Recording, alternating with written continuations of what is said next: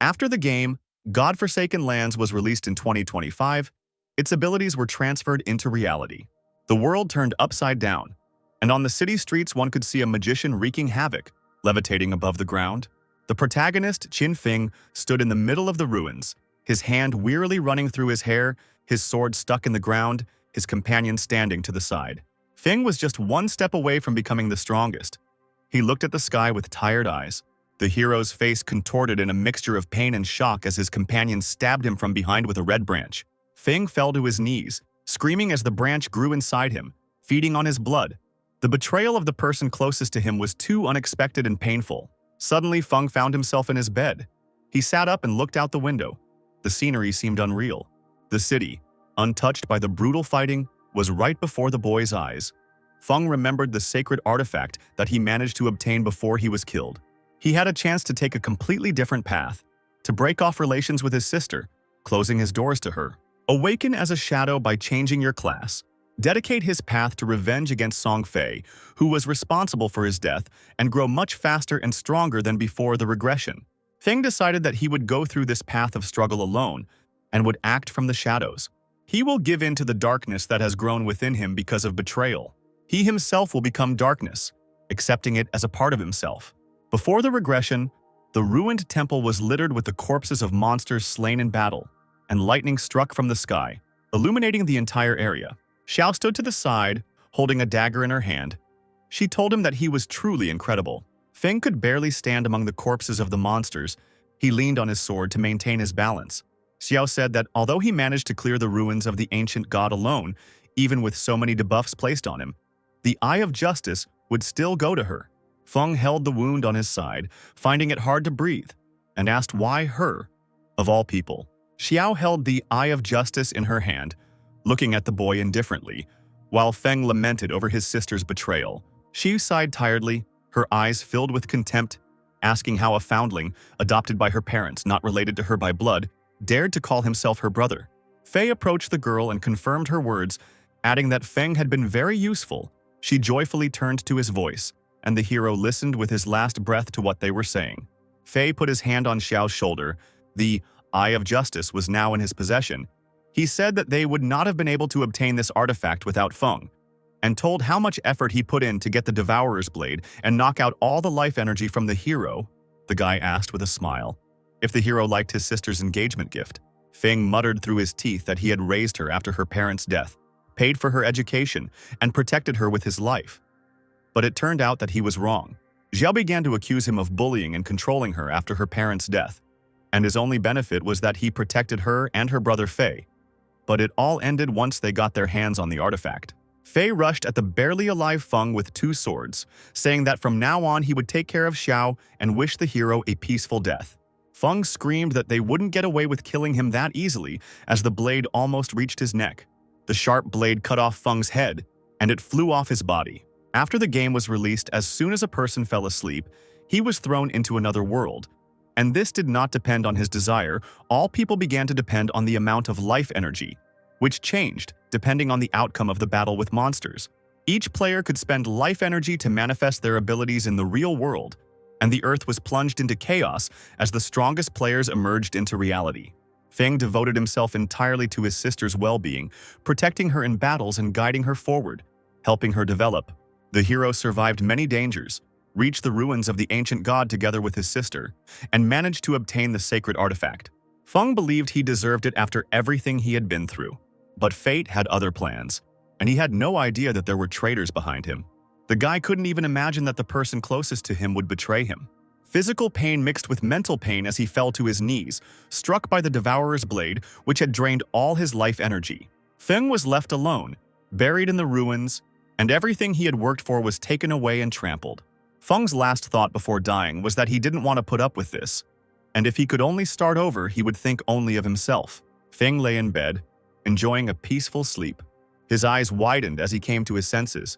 The guy sat up abruptly in bed, trying to figure out where he was. His hand began to feel his neck. The sensation of decapitation was still fresh. Feng looked at his phone and was surprised to see that it was now 2025. His gaze moved to the window. The bright light of the night city caught his attention. Before Feng's eyes was a city full of life, as it was before the game's release, and he couldn't believe that he had managed to be reborn on the day of its release, rewinding time by a whole 9 years.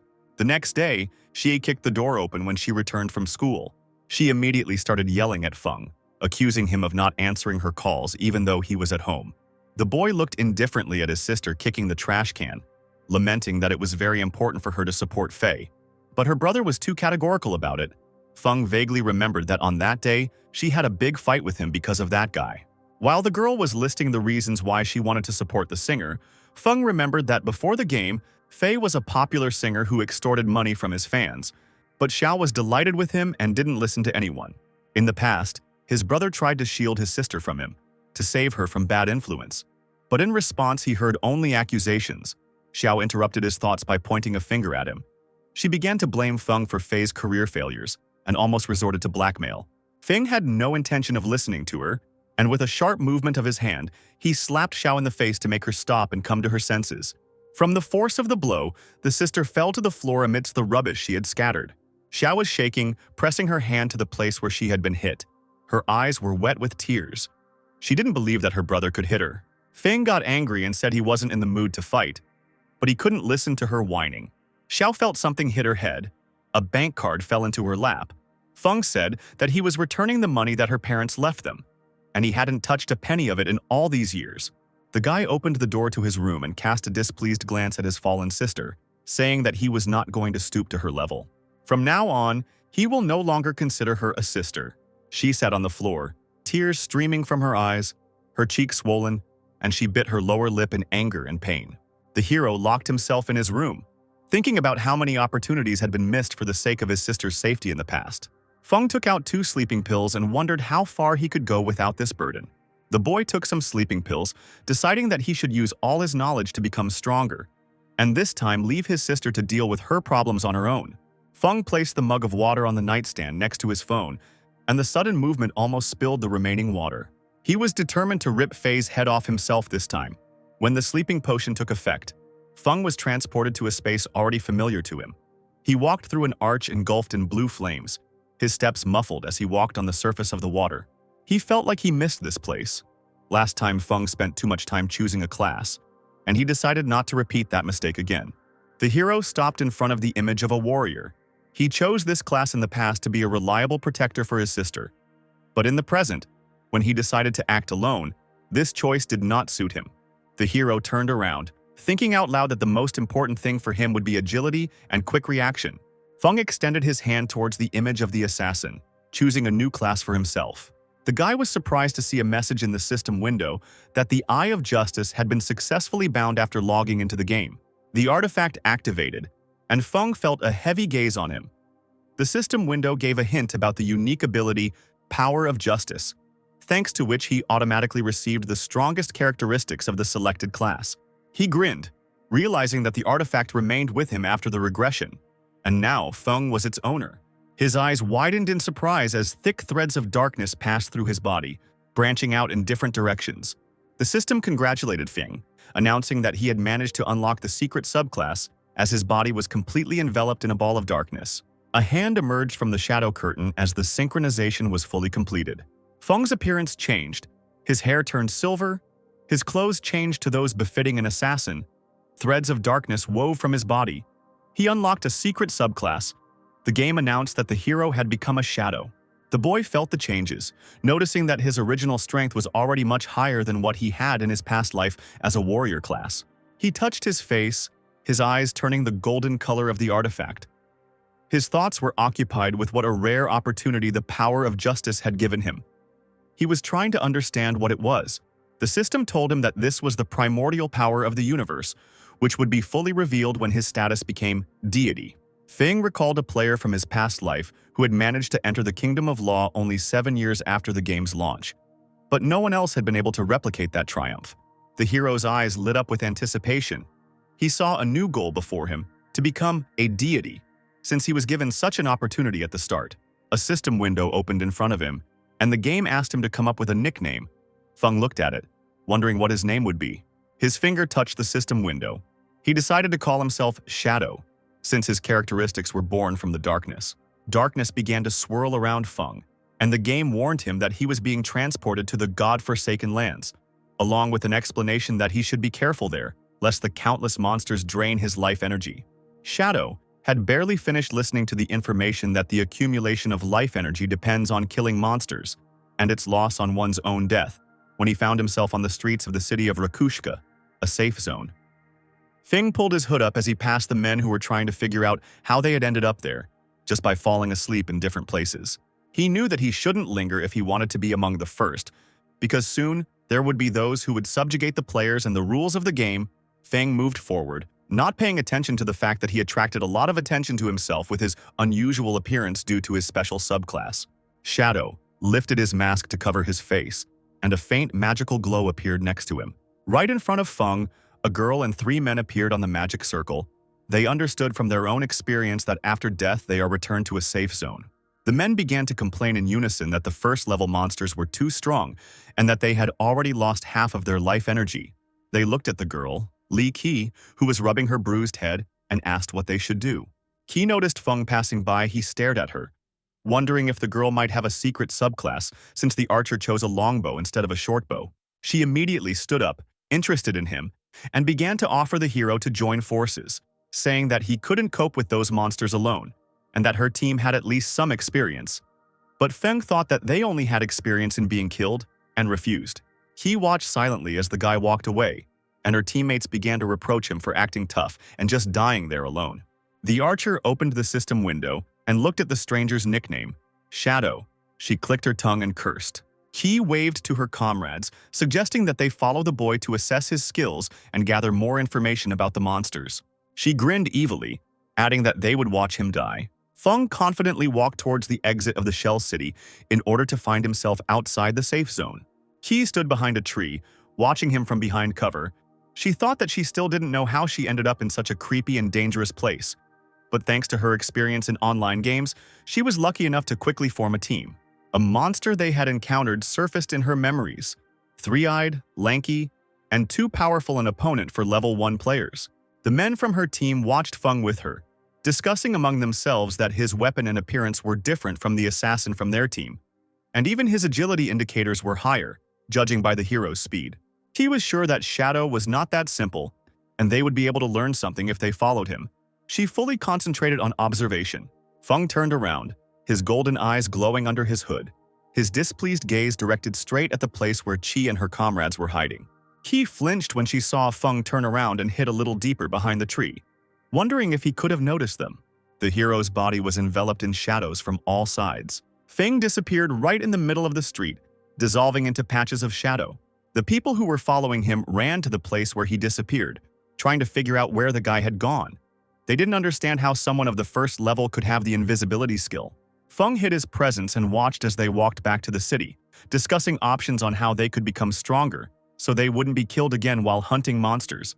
The guy was pleasantly surprised by the Master of Invisibility skill, which made him invisible to low-level monsters or players. Feng moved into the forest, thinking that Qi and her companions were fools for thinking that they could find anything useful in the safe zone. He knew that in this game, weaklings were just pitiful food for monsters. The invisibility skill was coming to an end. Its duration was short. The hero thought that he was lucky that the cooldown started immediately upon activation, and he could use it again in a couple of seconds. Shadow studied his stats in the system window, thinking that every player received some bonuses due to their chosen class. And this time, unlike last time, he received bonuses to all stats, especially agility. The guy touched the system window with his finger, choosing the dexterity indicator for the distribution of points. He decided that now was the time to sort out the free points that he received when entering the game. Usually, players spent everything on strength or intelligence, but he knew that this was a huge mistake. The main secret was that agility was the key to everything. The only way to defeat monsters that deal incredible damage, to outshine them in speed. Feng looked up from the system window and looked ahead. A growl not far from him caught everyone's attention. There was a monster sitting behind a tall tree, half hidden from the guy. The first-level worm was in the process of mutation. Feng focused, noticing the worm that was devouring life energy, and the boy thought that it could be the very monster that killed the Qi team. The worm rushed at Feng, noticing his presence. The guy noticed the wounds on his body and realized that the previous team had managed to reduce his health a little. The boy jumped to the side, knowing from the past that the monster could mutate if it ate enough life energy from killed players. Feng took out a dagger, his body enveloped in shadows. He looked at the worm, gripping the weapon more comfortably. The monster moved quickly towards its new prey. The guy disappeared right before his eyes thanks to his skill. The worm began to look around, losing sight of its target. Feng jumped onto the monster's head, piercing it with a powerful blow from his blade. The boy was amazed that his sneak strike skill allowed him to kill the monster with one hit, thanks to double the damage. The corpse of the first monster he encountered brought back memories from the past, and Feng stood in the middle of the forest thinking. Then he almost died in a battle with the worm, the first time he encountered the monster. At that time, he was with his sister. He defeated the worm by extracting its life energy. The brother and sister took her for themselves, dividing her equally. Feng was enraged by these memories and clenched the glowing ball of life energy that had fallen from the monster in his fist, receiving along with it the energy of the killed players. In total, he received 3 days of exchangeable energy and 54 years and 155 days of non-exchangeable life energy. The guy was a little disappointed that he received less than he expected, but so far the non-exchange energy was not useful to him. Feng was surprised when the system informed him that the Authority of Justice had been activated, which unlocked the Infinite Mutation skill. The news that mutation points can be used to improve skills appeared in the system window. The guy was excited. He had never heard of this skill in the past. He immediately wanted to try the power that surpasses any law on Shadow Walk and Sneak Strike. Mutation points were spent, skill stats were increased to bronze level, casting time and their power increased. Feng was delighted, believing that he could now defeat a fully healthy worm in one hit with his improved skills. He was about to go forward when a voice came from behind him. Someone was discussing his victory, considering that the game was not that difficult, even if such a ragamuffin could defeat the monster. Feng turned around, noticing a couple of a warrior and a mage. The female mage was clinging to the man, thinking he was magnificent, and asking if he would protect her. The hero looked up, noticing something. A monster was hiding in a tree behind the sweet couple. The warrior turned to the hero, asking if he was tired after the battle and wanted to be carried. Feng ignored them. He used a skill to hide his presence and jumped back. When he recognized the monster from his memories, the shepherd was hiding in the tree. The mage girl was surprised when he disappeared, but the warrior laughed, saying that he was afraid of his muscles. The couple stopped laughing when a huge shadow loomed over them and a spider of incredible size jumped out of the tree. They turned around. The girl turned white with shock. The man cursed, asking what the hell was going on here. The shepherd, a bronze status spider monster, crushed them with its weight and began summoning first-tier spider monsters. Feng watched the events unfold using his invisibility skill. The shepherd was the starting boss, with 1,600 health points, making him difficult for a newbie to deal with. And the small spiders he controlled only made things more difficult. The boy rushed at the shepherd, considering this a great opportunity to find out how good his improved skills were. The first blow landed on his head, the blade piercing one of his eyes. Feng immediately jumped back, and the shepherd screamed in pain. The shepherd's feet began to kick the ground around him, trying to find the culprit of the damage, and the hero dodged them, continuing to use the Shadow Walk skill. The system reported that Feng dealt 338 damage by hitting the weak point. He hid behind a tree, glad that he had pumped up his agility. Otherwise, he would have died from one blow. The guy was delighted with the improvement of the Sneak Strike skill. The shepherd raged, his paws breaking trees in his path.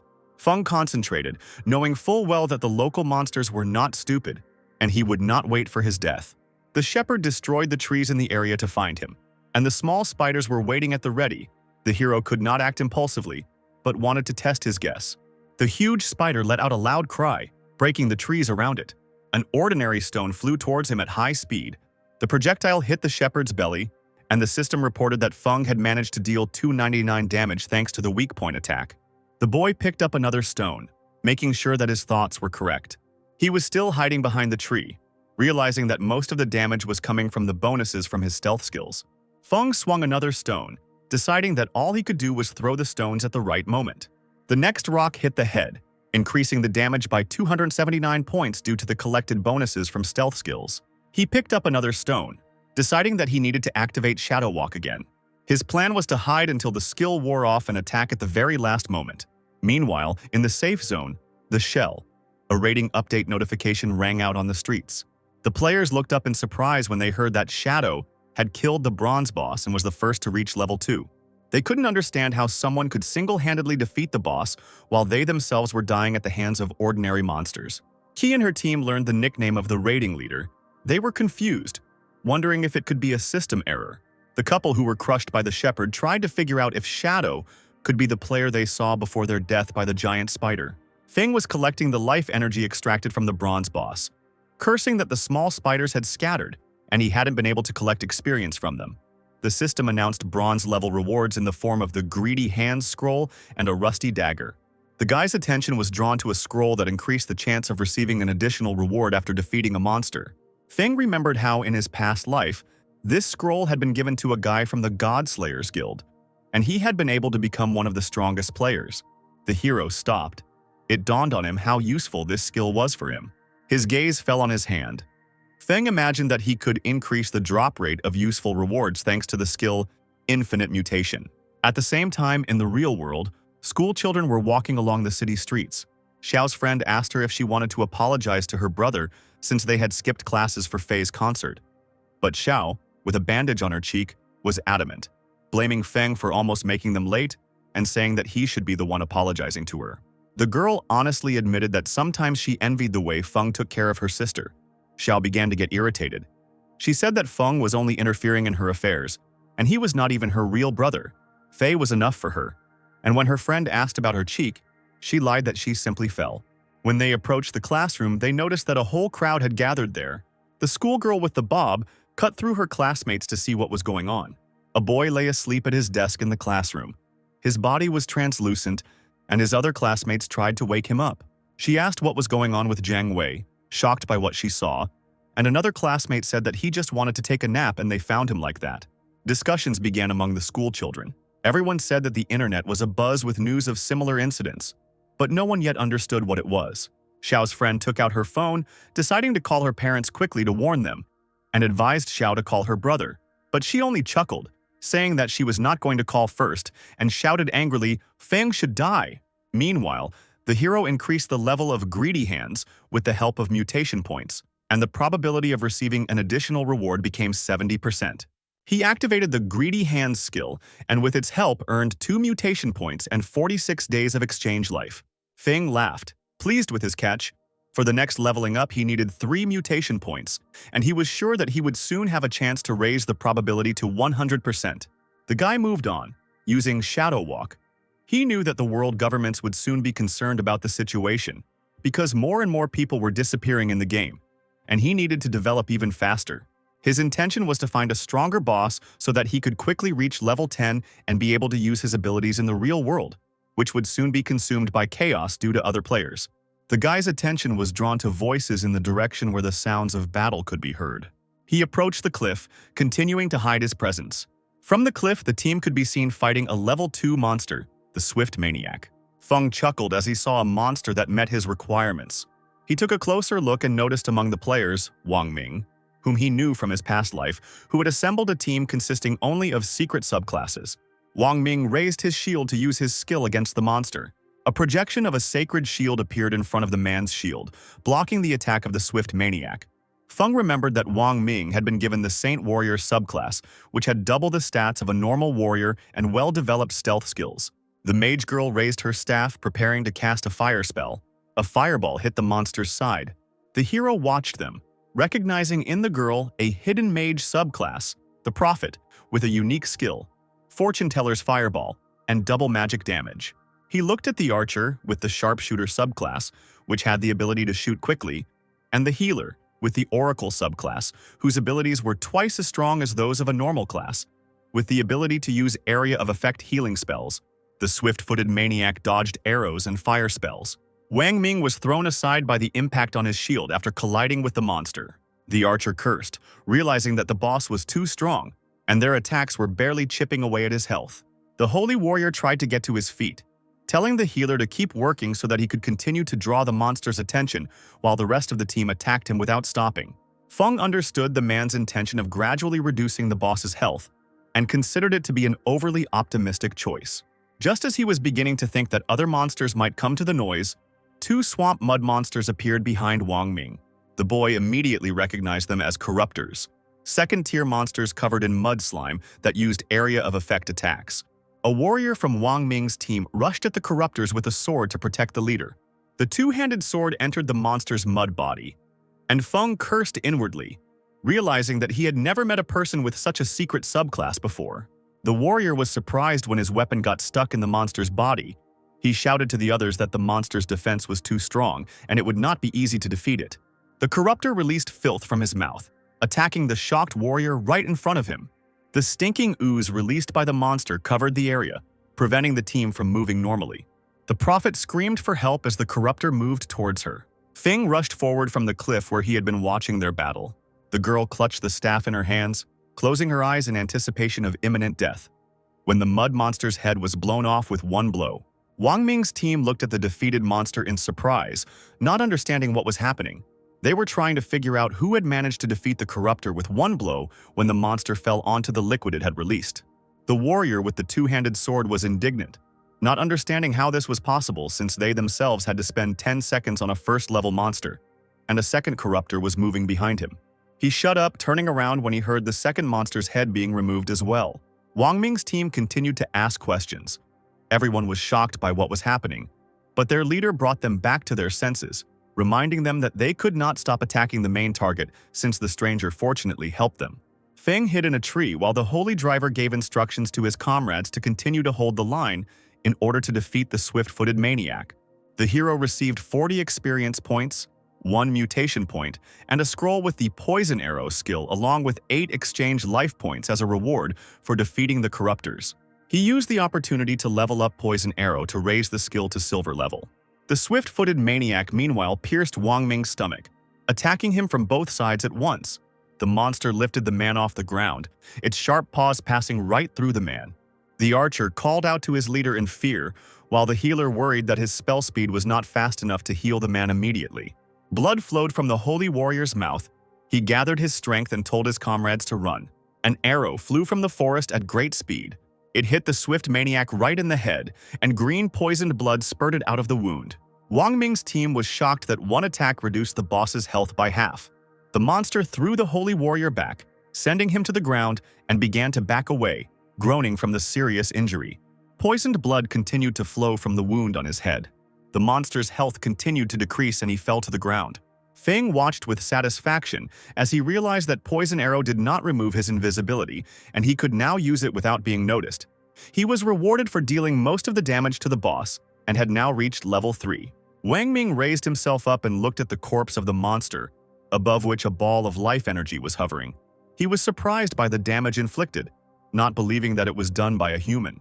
The glow of life force disappeared before his eyes, causing the man to be surprised. Wang Ming rose to his feet with all his strength and bowed to the stranger to thank him for saving him, and asked if he could know his name. Feng responded, remaining invisible, saying that in this world one should not be so trusting of people, which surprised everyone. They immediately hurried to leave. Wang Ming said as a farewell that the stranger could turn to him for help, and another team member, Li Zi, wanted to add the savior as a friend, but she was quickly dragged away. Feng watched them go, thinking about how reliable Wang Ming seemed, with the Chinese government behind him, and the idea occurred to him that he could sell the unwanted reward through him. The hero used Greedy Hands, gaining 3 mutation points and 55 days of exchange energy along with the Swift Maniac's leather leggings. Feng went deeper into the forest, considering the catch excellent, and decided that he should return to the shell to sell all the unnecessary things when his bag was full to the brim. His gaze changed, became more determined. Now he is developing 100 times faster than in his past life in order to soon find Fei and take revenge. The other team fought the corruptors and the swift-footed maniac deep in the forest. The warrior shouted to his comrades to run when he saw that the monsters continued to arrive. He noticed his comrades had frozen and turned to see why. His face contorted in fear as a huge shadow loomed over them. The players tried to understand what they saw in front of them. Their gaze riveted on a huge bipedal monster whose body was woven from tree branches. Vines sprouted from the monster's chest and headed towards the team. They screamed as thorn-covered vines pierced their bodies. They were transported to a safe zone after being killed by an unknown monster. The man cursed, not understanding how they should act when the monsters were gathering in groups and not allowing them to be finished off. The second man asked how they could reach the 3rd level and exit the game if everything was so difficult. A discussion about putting together a team with more players went nowhere when one of them remembered seeing such a team lose. Their voices filled the streets of Rakushka, according to them. Not long ago, a group of 40 people could not cope with the Cursed Lord, and he killed 30 of them with one blow. Key and her team were transported to the safe zone, while other players were discussing in raised voices that they would die of exhaustion in the real world before they could reach level 3 in the game. She raised her head, irritated by the difficulty of the game. She understood that they could not afford to die again. Her comrade was complaining about the reduction of non-exchangeable life energy. The girl looked at the achievement table and was surprised that Shadow was able to reach the 3rd level so quickly. She was sure he was using some kind of trick, and she became determined to make him tell her about it so that they could at least leave the game. Key clenched her fist, ordering her comrades to spread the word that she was looking for the Shadow and was willing to pay 10 million in real-world cash for help in reaching the 3rd level, fully confident that he would not ignore such a sum. Meanwhile, a poisonous arrow hit the corruptor in the head. Feng stood over the corpse, collecting the reward that had fallen from it, and noticed that he now had enough mutation points for his plan. He didn't waste any time and immediately upgraded his greedy hand skill to Platinum Emerald. The amazing improvement with the added chance of getting a higher grade reward made him happy. Feng was distracted by sensing something coming from the forest. He turned around and saw a monster made of tree branches walking through the forest. The guy immediately recognized it as the Cursed Lord. The Bronze Tier boss devoured the life energy of the killed players to mutate to the Silver Tier. Feng was not surprised that such a monster could kill a team of 40 people. The hero checked his inventory to see if he had a place to collect the reward if he managed to kill the Cursed Lord, and decided to mark this point on the map so that he could find him in the future. He used the Shadow Walk skill, deciding that he still had time until the monster finished mutating, and went to the shell to sell unnecessary items. After some time in the safe zone, players discussed among themselves the news that someone was looking for Shadow to help them reach the 3rd level, condemning the rich man who decided to solve his problems with money while ordinary people were dying. Feng appeared in the middle of the street, turning off his invisibility skill, causing all conversations to abruptly stop. He clicked on the Market button in the system window. The time for selling the artifacts was limited to 10 minutes, and the guy immediately sat down in the middle of the street with the items laid out. Players were amazed not only by his sudden appearance, but also by the bronze status items he provided, which only drop when killing the boss. While everyone was discussing why Shadow was hiding his face, believing that he did not want to show his ugliness, the girl walked forward through the crowd.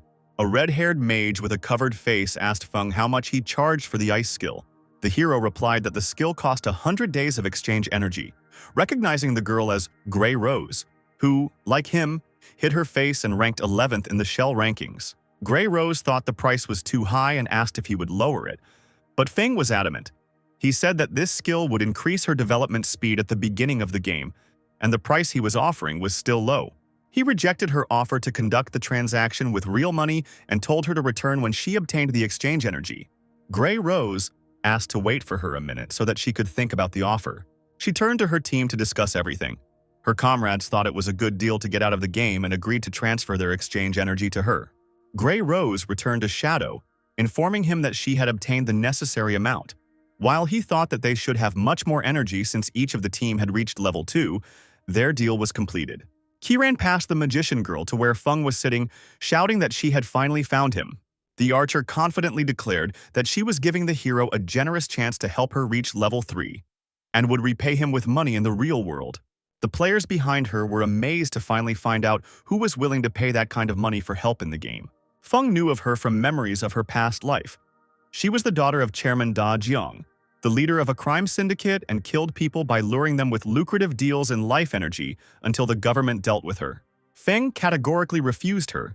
He did not have the best opinion of the girl. Li promised him that she would provide him with a life of luxury and everything he wanted if he joined her, but he only told her to move away so that she would not disturb the customers. Feng knew very well that soon the only currency would be exchangeable life energy, and ordinary money would no longer have any meaning. The archer got angry. She said that in the real world she would have taught him a lesson long ago, and he could not refuse such a chance. Feng became angry and warned that if she continued, he would kill her until her life energy was exhausted. Li and her team felt a murderous energy coming from Feng. They ran towards the houses, while the crowd of players in the square watched them go. Feng sold the last artifact to the magician and decided that it was time for him to move towards the Cursed Lord. No one but him knew that with the help of exchange energy it would be possible to transfer one's abilities into reality, and very soon the world would plunge into chaos. He hid his presence, surprising the players again. His thoughts focused on the near future, when his own strength would be the only thing that mattered. Key and her comrades stopped in an alley to catch their breath. She was angry that Shadow dared to threaten her, and decided that she would kill him as soon as she returned to the real world. A man came out from behind the house and greeted her by name. The man introduced himself, saying she could call him Old Man Mao, and offered to share the secret to leveling up if her promise of a cash reward still held true. Lai crossed her arms in disbelief, asking him what secrets he was talking about, and Old Man Mao said he would tell her one as an exception. He told her that she should invest all her points into agility, and then she would be able to defeat the worm, becoming faster than him. The archer's mouth fell open in surprise, regretting that she had spent all her points on the strength stat. She agreed that Old Man Mao knew some useful tips about the game and asked him to help her level up. Thinking she had found someone helpful, he offered him 5 million as a reward, considering him not as strong as the leader of the rankings, and he immediately agreed, saying that Shadow was an idiot for refusing such a sum. Meanwhile, Feng hid his presence, observing the area from a tree branch. He looked at the Cursed Lord, who had managed to evolve to silver status, but still hadn't finished consuming the life energy of the killed players. The boy prepared a poisonous arrow, deciding that he was too lazy to wait for the mutation to complete. He sent a poison arrow using a sneak attack, and the blow hit the Cursed Lord's head straight. The monster screamed in pain, its health dropping due to the damage it took. Feng moved around the boss using the skill Shadow Walk. The Cursed Lord was preparing a counterattack. His health was several times higher than that of the bronze boss. A ball of magical energy gathered above the monster's outstretched arms. The hero thought that a few arrows would be enough to kill him. The Cursed Lord launched an attack at the area around him, the trees breaking under the force of the blow, and Feng was forced to jump aside. He knew he would definitely die if the attack hit him. The magic-type monster dealt colossal area damage. The damned gentleman looked around the area. The monster was preparing a new attack to kill the enemy. Feng avoided his magical attacks, waiting for his skill to wear off to launch his own attack and then use it again to avoid being hit. The damned gentleman continued to roar, trembling with rage. A poisonous arrow appeared in the hero's hands, and he prepared to strike again. The arrow hit the Cursed Lord straight in the head, poisoning his blood. The monster continued to scream, its health gradually decreasing. He rushed towards the forest, sensing the danger of impending defeat. Feng watched him, still using his stealth skill. He was well aware that the silver tier boss's survival instincts were kicking in. He allowed the monster to escape so that its death would be painful. Feng dealt the finishing blow, catching up with the Cursed Lord after some time, realizing that he was too bored of killing a victim who did not resist. He laughed, not believing that for killing one silver boss he immediately increased his level to the 5th and received 4 mutation points. Feng activated the skill Greedy Hands. His reward was tripled thanks to the skill, and 4 mutation points turned into 12. One of the items has been upgraded from silver to gold. Feng realized that his inventory was full again and hoped that he could find something like a storage ring so that he wouldn't have to run to the shell every time to sell excess items. He froze, seeing something incredible among the objects. Meanwhile, the prophet teleported into the shell, and she breathed a sigh of relief, finally returning alive to the safe zone. The entire team thanked Wang Ming for allowing them to reach level 3, but he only said that it was the result of their teamwork. The girl continued to worry that she hadn't been able to add Shadow as a friend, but her friend supported her by saying that he wouldn't be able to refuse her if he saw her in the new dress she got. Their attention turned to the scoreboard as the rankings updated, revealing that Shadow had reached level 5. Players were amazed that Feng had managed to kill some incredibly powerful boss in 10 minutes of his absence to level up, and they were making plans to become related to him. The guy from Wang Ming's team cursed, not understanding how Shadow was growing so quickly. The Holy Warrior got their attention by saying that now was not the time to think about that, and that they should go to the real world to warn their family and friends about what was happening here. The entire team simultaneously left the game, deciding to at least try to take care of their loved ones. Wang Ming got up from the bed, rubbing his head. There were people standing next to his bed. He looked at them, hearing the voices of people who noticed his awakening and hastened to inform the captain. His fellow officers crowded around him, worried about the man's condition. They asked him not to frighten them like that and to rest more, rather than waste all his health while tracking the suspect. Wang Ming woke up completely from his sleep, realizing the seriousness of the whole situation. He gave the order, telling his fellow soldiers to gather everyone because of the emergency. The police station held an emergency meeting about the game. Wang Ming explained everything that had happened, surprising everyone with the story of how a team of secret subclasses had been unable to deal with the monster, and that they had been helped by one player who had dealt with everything himself. The Holy Warrior said that the player's name was Shadow, and that he had already reached level 5. The police chief asked if Shadow was the strongest player and inquired how he was able to reach such a level. But Wang Ming could only guess that Feng had killed the boss. Another police officer asked why Shadow did not return to the real world when he reached the 3rd level. In response, they suggested that he did not need to warn anyone close to him. Wang Ming agreed with this assumption, saying that they could not know how things really were. The female officer suggested that the Shadow might be a reincarnated being, as they often develop very quickly and are orphans. She scratched her cheek awkwardly, asking the others what they thought of her idea. Her supervisor yelled at her, saying that Anyun should read fewer novels and that this was not a situation to joke about.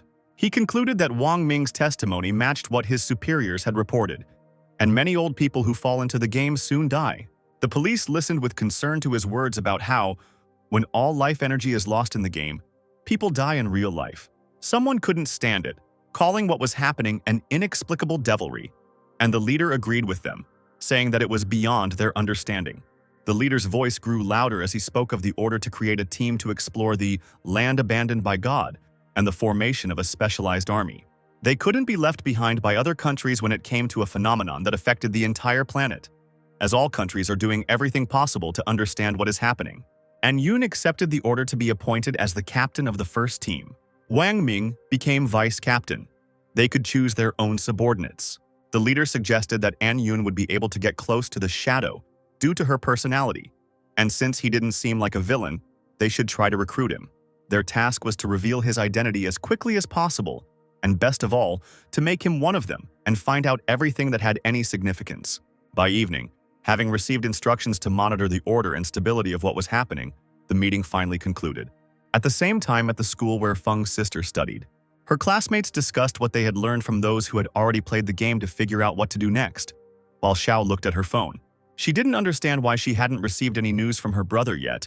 When such things were happening around her, Xiao was expecting his apology. She remembered that before he always tried to find an approach to her, but this time he dared to hit her, something that even her parents never allowed themselves to do. Her irritation grew. She did not consider herself guilty of skipping classes because of Faye's concert, and decided that she would never forgive her brother unless he apologized to her 1,000 times. Xiao's thoughts drifted back to their meeting with Faye, and she was worried that things would be more difficult in the future because of the stupid game. Memories of the concert, when Faye had been so close to her, came flooding back to her. She couldn't help but think of him performing on stage and blowing kisses to his fans. Xiao burst into tears, missing Faye too much. She came to her senses, looking at the phone again. The thought crossed her mind that she could meet her love in the game, since everyone ends up in it after they fall asleep. She blushed, imagining the moment she would meet Faye if she got into the game. Xiao began to change her clothes to get ready for bed, deciding that she would ask Jiang Wei how he managed to reach the 3rd level. Wei was still in the classroom. He took out his phone when he received a message and saw a request for help from Xiao. The guy chuckled, considering this a good chance to get the arrogant girl. Xiao lay in bed, texting Wei. He gave her advice, recommending that she improve her agility at the very beginning, even if she wanted to become a mage. The girl believed that she would succeed when Wei promised to help her if she reached the required level, and decided to listen to his advice and join someone to increase her level. Xiao lay down on the bed, already imagining how she would become very strong and would never help her arrogant brother. Feng sat over the rewards that had dropped from the Cursed Lord. He received a cursed gold-level ring that increased his stats by 8 points, making him stronger and increasing his resistance to dark matter. Feng was interested in another reward, a scroll with the skill Shadow Massacre. It was a powerful silver-tier skill that suited him perfectly.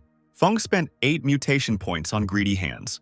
Now the skill allowed him to get a reward from one monster as if he had killed 3 at once, and he invested the remaining mutation points into Shadow Massacre. Although the skill's cooldown time hadn't decreased, unfortunately for him, the skill was still too good. He leafed through the remaining rewards, deciding that everything looked more and more like trash, and that he would only be able to sell the scroll of Battle Cry for a good price. A sound came from behind him, interrupting his thoughts. Fen turned around and saw 3 monsters jump out of the forest, aiming in his direction. He recognized the centipede worms, a level 4 monster, and thought it was high time to test the acquired skill Shadow Massacre. Feng tore through the monsters, cutting them down in an instant.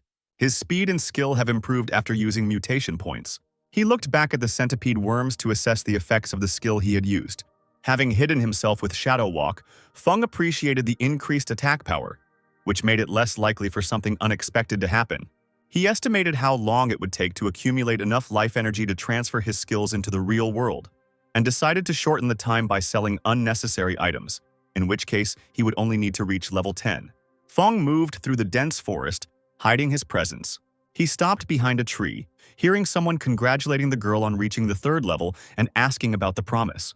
She convinced Old Man Mao that the promise of 5 million would be fulfilled.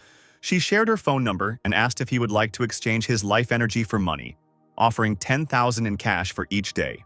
The man laughed, saying that Shadow was an idiot for refusing her offer, and suggested that they discuss everything in the real world. Feng stood nearby, listening to their conversation.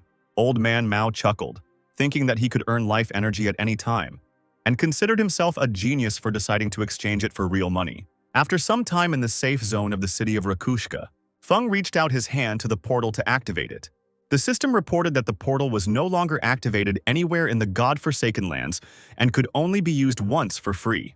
The guy thought it pointless to use a one-way portal, so he set a notification to be notified when a portal was opened in Firefly City, where Faye was supposed to be. He left the building, deciding that it didn't matter now, and that he needed to reach level 10 and enter the wasteland as quickly as possible. It is from the wasteland that God-forsaken lands begins. After a while, Feng was back in the square, settling down and offering other players a choice of artifacts to sell. There was an immediate rush among the people, many saving up their life energy to be able to buy something, because Grey Rose managed to rise to 2nd place in the rankings after purchasing the ice spell. One of the players immediately noticed the battle cry for warriors and quickly made a deal with Shadow, exchanging 300 days of life energy for the skill. Some didn't believe that the skill could be worth that much, but they were immediately rebuked, saying that it increased the effectiveness of attacks, and that the warrior would be able to earn 300 days of life energy in 2 days. The players quickly took apart all the presented artifacts. He sold everything in 1 minute and checked his balance, which showed 2,174 days of exchange energy. But this was still not enough to transfer the skills and artifacts into the real world, and the people remaining in the square were worried that they had received nothing and asked him to come again. Feng stopped when the mage caught his attention by saying she had something. She handed him a space ring that had 12 extra slots. Feng became interested in the proposed artifact. He asked about its value, thinking about the usefulness of this artifact, considering her a lucky girl. The girl said that in exchange she wanted to add him as a friend and ask him to join their team to kill one boss. The hero agreed, accepting Black Plum's offer to add him as a friend. She went with him while he asked for details about the boss, and told him that he was a gold status, and she didn't have time to make out the name because of the distance, but there was something like a battered boat. Feng thought about the golden status Ghost Rook, the boss from his previous life. It was a fairly rare boss, with rare artifacts, for which different guilds fought. Feng thought that he must be no higher than level 5, since he appeared near the City of Beginners, and he had a chance to defeat him.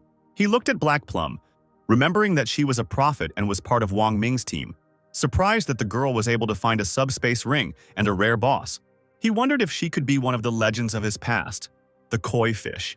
Feng asked how she found the boss, and the girl said that she was just walking around the area while waiting for her teammates after returning from the real world. Feng listened to her, remembering that there were rumors about a girl from Wang Ming's team who found the rarest things just by walking around. Previously, he thought that this was just an attempt to hide the way she obtained information. The girl was embarrassed by the Shadow's intense gaze and asked why he was looking at her like that while he was trying to convince himself of the truth of the legend of the past. Feng replied that there was no particular reason. They were already leaving the safe zone, and at a distance from them there was a man moving, trying to follow them unnoticed.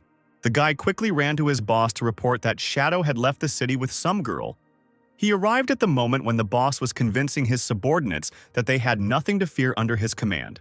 The man turned around, thinking that Shadow, like all men, could not refuse the attention of a beauty, and called his subordinates, grinning, saying that it was time for them to go.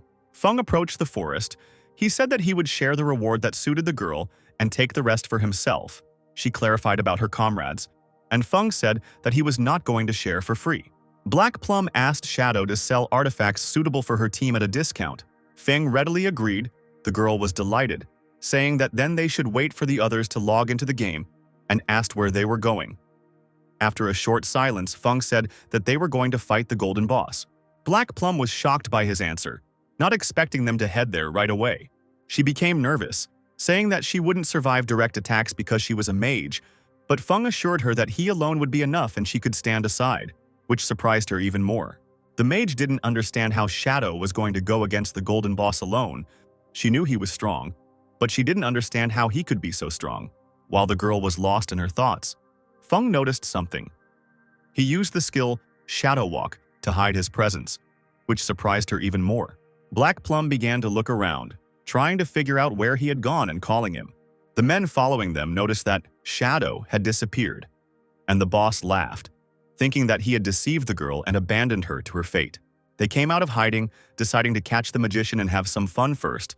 The boss reminded them that under his leadership, they would have a sweet life, and the first girl herself came into their hands. Feng stood right in front of them, hiding his presence, while the thugs laughed, anticipating communication with the girl. The boss noticed patches of shadow appearing in front of his face. Feng used the skill Shadow Massacre on the gathered men.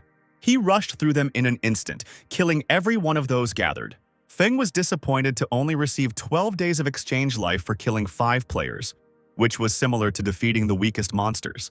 He appeared again next to Black Plum. She asked where he had gone, and Feng explained that they had been followed and he had simply sent them back to the city. The girl started chattering, sharing that she thought he had gone out to relieve himself. Out of nerves, she began to think that it was convenient for him to do this since he could become invisible. Feng couldn't listen to her reasoning for long and asked to be taken to his boss. The teleportation circle located on the main street in the shell was activated. Surprised, Xiao, who had chosen the mage class, moved to the safe zone with her staff in her hands. The girl walked down the street, amazed by the realism, and the players around her immediately recognized her as another newcomer. She looked at her staff, thinking that she was lucky to have received the hidden subclass of sacrifice. She didn't quite understand what it meant, but she was sure that it was something powerful, and it would help Faye. Her thoughts immediately went to her idol. She wondered if everything was okay with him, and if he knew the secret about the starting points. Her mood changed dramatically when she remembered her brother, who had disappeared to nowhere. Although he usually followed her like a tail, she confidently declared that she would take care of him when she raised her level with Wei's help. Xiao's attention was drawn to the rankings floating in the sky, and she was shocked to see that the first place was occupied by a player with level 6. She clutched her staff, dissatisfied that her classmate was bragging about only being level 3, and thought that she should join the shadow to level up faster. But she didn't know where to look for him. Wang Ming and his team caught her attention. They were discussing how they couldn't get in touch with the healer Gone with the Wind. They knew they couldn't leave without him, and the team leader asked if his comrades had any ideas. Archer suggested finding someone to replace him. A voice from behind Wang Ming caught their attention. Xiao confidently approached them, saying that she had overheard their conversation and shared information about her hidden subclass, Sacrifice. Meanwhile, Shadow and Black Plum stood on the edge of a high cliff. They looked down at the fog-shrouded lake upon which the ghost boat sailed. Feng told the girl that he would handle it himself, and that she should hide, and used Shadow Walk before she finished telling him to be careful. The boy landed at the edge of the lake, and the system warned that under the influence of the ghost rook, this place was acquiring the status of a bloody domain, and life energy was being drained 100 times faster. Feng thought that this wasn't the harshest blood domain he had encountered, since a day's worth of life energy was lost here in 15 minutes. He looked at the gold status boss, who was slowly moving on a wooden boat. The system prompted how much time the boss would spend in this place, 45 minutes. Feng prepared to use the skill, deciding that he was lucky, since special bosses only exist in one place for a limited time. The boy rushed forward, using the skill Shadow Massacre, confident that 45 minutes would be enough for him to deal with the ghost rook. His attacks landed on the boatman's body, causing damage to his health. Feng jumped back, aiming a poisonous arrow at the boss. The arrow hit the bell on the bow of the boat and dealt critical damage to the boss. Feng remembered from his past life that most players didn't understand where the ghost rook's weak point was. Everyone was aiming for the body or the boat, but they needed to hit the ghost bells. Immediately after dealing damage, the gold status boss swung his oar to deal retaliatory damage. The water rose up around the boat, soaring into the sky. It was an attack of colossal force. Shadow was able to dodge the water pillars only thanks to his hidden subclass and increased agility. He carefully moved between them. The water around the ghost boat churned as the pillars of water parted. Water monsters emerged from the water, each of the 12 being at least silver status. The Phantom Rook could summon a dozen monsters every 3 minutes, and players who failed to deal with them within the allotted time would eventually be overwhelmed by the overwhelming number of opponents. Shadow was in a winning position. Because of his invisibility skill, the monsters couldn't detect him, and all he had to do was find a suitable angle to attack. Feng used the skill Shadow Massacre and killed a dozen monsters at once. Black Plum watched the battle from the cliff as Feng fired a second poison arrow at the ghostly bells. The girl trembled from the realization of how strong the shadow was. He kept appearing and disappearing in front of the boss, not giving him a chance to counterattack. Feng gave the girl a message, warning that he would soon die, calling her Chernyavka. After hearing this, she didn't immediately know what to say, but only exclaimed questioningly. He turned to her, telling her that she didn't have to do anything except wait for him to revive. She tried to find out why he would die when it seemed like he was winning, and asked why she was Blackie, insisting that her name was Black Plum, and she wasn't a dog. But Feng ignored her words, calling her Blackie again. At the same time, a group of people confidently walked forward in the forest. The man and his men, who were killed by Shadow, were walking through the forest. He was swearing at the girl, saying that she had disgraced him. His subordinate returned from reconnaissance, reporting that he had found the mage, and she was hiding on a rock, while the Shadow was fighting the monster. The boss decisively declared that now he could definitely kill him, since he had brought all his brothers. On the bow of the ghost boat, the last 2 spirit bells were visible. At the same time, Feng looked at the ghost rook. He was moving around with Shadow Walk, preparing to deliver the final, most difficult blow. He knew that when this boss's health dropped to half, it would release a colossal spiritual burst. The sky above the ghost rook was already thick with the energy gathered. Spiritual energy filled the entire space of the lake, and Shadow was unable to resist it with his current level of strength. He was forced to freeze for 5 seconds. Black Plum covered her mouth with her hand in shock as she watched what was happening. As Feng froze, the water surface began to rise, enveloping his feet. The water collapsed over him, and the boy received notification of his death. In its place, there remained 2 spheres of vital energy, one of which was for 326 years of non-exchangeable vital energy, and the second for 1057 days of exchangeable vital energy. A man with his subordinates appeared on the other side of the cliff, laughing, thinking that Shadow had acted too self-confidently, since he thought that he could handle the golden boss alone. They rushed towards the boss, noticing that after the death of the Shadow, there was a huge amount of life energy left, and the golden boss had only half health. The man was confident that they could defeat him. The next moment they looked around in surprise, not understanding what had happened. Instead of the ominous forest above them, there was a blue sky and a bright sun. They were transported back to the safe zone after dying at the hands of the golden boss. The subordinates began to curse, believing that the ghost rook was unusually strong, and did not understand how the Shadow managed to half defeat it. They did not know how to defeat a rare monster when small monsters immediately ran to the battlefield. Their boss was angry and ordered everyone to go back, refusing to believe that they should accept losing. Meanwhile, Feng returned to the lake where he died. He stopped when he saw many balls of life energy on the lake and asked Chernyavka where they came from. Black Plum was surprised that he returned quickly and told him about a group of noisy players who died from water pillars. The guy said that it was clear to him what had happened here, and added that those players had overestimated themselves. He remembered that in his past life, he had also suffered a lot from the ghost rooks. Feng looked at the gold status boss who could no longer use the immobilization spell. It would not be difficult for him to kill him now, but there was a chance that if he received more damage, the boss would teleport to another location. Feng prepared a poison arrow for the attack, deciding that the possibility of his prey's escape would not stop him. The arrow hit its target, piercing one of the 2 ghostly bells. The ghost rook began to gather spiritual energy while the hero moved using Shadow Walk. Feng felt confident, having studied all the habits of this boss very well in his past life. He rushed past the ghost rook, using the skill Shadow Massacre. The men who had died at the hands of the boss had just reached the edge of the cliff. They saw that Shadow was fighting again, and their boss offered to deal with them at the same time. Black Plum noticed them from the cliff on the other side and decided that they should not interfere with Shadow at any cost. The girl began to read the spell. Her staff was enveloped in lightning. She shouted the divine lightning spell, and the discharge struck the leader of the noisy players and one of his subordinates. The attack wasn't fatal. They just fell to the ground, trying to figure out who was attacking them, and the other man immediately pointed towards the mage girl. Their boss rose to his feet. He became angry, believing that the Black Plum wanted to die, and ordered his men to kill her? The girl gasped, realizing that she was in danger. She ran along the cliff begging for help while the men chased after her, promising that she would dance for them. Another guy was hiding behind a tree and watched as the girl ran away from the chase. He and his accomplice watched with stony faces as the crowd ran away and did not say a word. Meanwhile, the shadow continued its battle with the ghost rook. He dealt too little damage, which made the fight drag on and attract unnecessary attention, and it was still difficult for him to fight the level 5 boss alone. Feng could clearly sense the presence of the men on the cliff who had recently died trying to finish off the boss, and another group of guys were hiding in the forest, waiting for them and the boss to kill each other so they could take all the dropped items.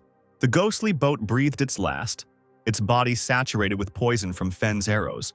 The hero reached level 8 and earned 4,800 experience points, 216 days of exchange life along with 7 mutation points. He continued to use the invisibility skill, watching the gold-level boss disappear. The game system informed everyone that Shadow was the first player on the server to kill a gold status boss, and he received 3 reputation points. All over the world, people wondered what great country this player came from, trying to understand where he got so much power from. Wang Ming looked at the rankings in the safe zone, not understanding how their difference in strength could be so great. He was amazed that Shadow, who had just recently killed a bronze boss, had now killed a gold one, and behind his back, Xiao became even more confident in the idea that Shadow should help her level up so that she could meet Fei faster. Balls containing life energy and rewards for killing a gold status boss floated above the lake. The group of guys who were hiding in the forest waiting for the battle to end laughed, expecting to get everything for themselves. Their leader ordered a gang to use the skill to find the Shadow who was using invisibility and kill him. And Gan pulled the string of his bow and energy gathered around the arrow. He used the skill Ghost Eagle, and along with the arrow he fired a bird sword into the air. The eagle spread its wings, circling the sky in search of its target. It should have been easy for the bird to find Feng, who was using the stealth skill, but he continued to stand in the middle of the lake without a care in the world. The hero didn't expect these guys to have such a skill, and now he understands their confidence that they would be able to take the reward for themselves. But his level was higher than theirs, and the skill Ghost Eagle could not help in his search. And Gan turned to his boss and reported that Shadow was not here, thinking that he was scared of them and ran away, to which the boss only laughed, thinking that Shadow was not so stupid. They moved towards the rewards to protect them until Feng's ownership was gone. Their boss told everyone to stay alert. They smiled in anticipation of the reward they had received, not noticing how Feng moved past them using Shadow Walk. In an instant, their eyes widened in shock as the hero killed them. Feng used the skill Shadow Massacre, cutting the scavengers into small pieces. He chuckled, noticing that it had become much quieter now. Balls of vital energy began to appear near the corpses. Fen wondered where Chernyavka had gone and decided to find her later. He decided to level up his greedy hand skill again, raising it to Diamond Epic. Feng decided to start collecting the reward using the updated skill. He laughed triumphantly, already imagining what he could get. A shining pillar appeared around him, which was visible from different sides of the forest. Feng was amazed to receive not only tripled points in life energy, but also doubled artifacts. He received 2 ghost bells, which allowed him to not lose life energy after death. His joy was distracted by a message asking for help from Chernyavka. At the same time, the girl was telling someone not to approach her. He immediately asked her where she was. Feng tried to find out her location, hearing Black Plum screaming at the attackers not to touch her. At that moment, the girl mage was backing away from the men who were shouting at her that she had nowhere to run and that they were going to give her unprecedented pleasure. She turned around, looking uneasily at the edge of the cliff. The girl snorted in displeasure and stepped back, allowing herself to fall off the edge of the cliff. The men looked at her actions in shock. Black Plum clutched her staff to herself, bracing herself for the impact. The staff flew out of her hands as she crashed into the hard ground, falling from a great height, a pool of blood forming beneath her body. The boss of the men watched as the girl's body disappeared. He called her determined, considering that not everyone could have jumped like that. Feng heard the voice of Black Plum. She said that she had already returned to the shell, and there was no need to save her anymore, noting that the decision to store all the exchange energy with the captain was correct. Feng told her to wait for him there, and the girl happily agreed, praising him for how he dealt with the boss. The guy moved towards the safe zone, deciding that it was worth continuing to level up greedy hands since he had 21 mutation points. After reaching epic status, the required costs for leveling up increased tenfold, Feng was surprised that he would need 210 points for the next leveling. He decided that next he would level up his attack skills in order to kill stronger bosses and get better rewards. He improved 2 skills at once, Sneak Strike and Shadow Massacre. Feng was pleased with the increased damage from Shadow Massacre. Now he could deal 2,500 damage in one hit, even without invisibility. And with the use of Sneak Attack, the damage would rise to 6,000. He checked his inventory, noting that thanks to greedy hands, he had obtained 11 gold items and scrolls, 2 platinum artifacts, and 1 platinum skill.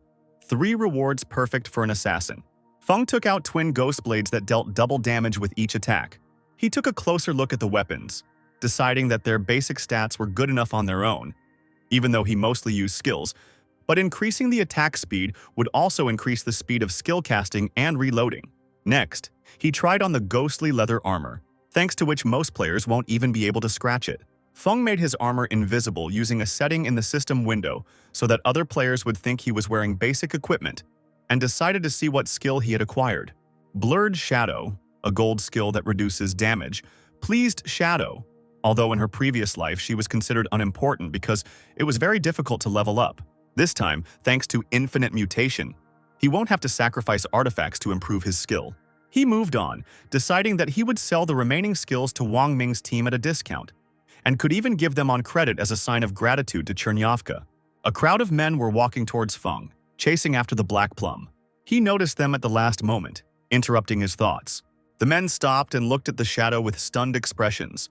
They rushed back, trying to escape from him as quickly as possible, screaming.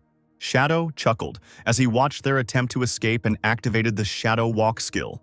In an instant, the men were struck by his Shadow Massacre right behind their boss, who was running ahead of everyone. The shadow stopped right in front of him, easily catching up with the distance separating them.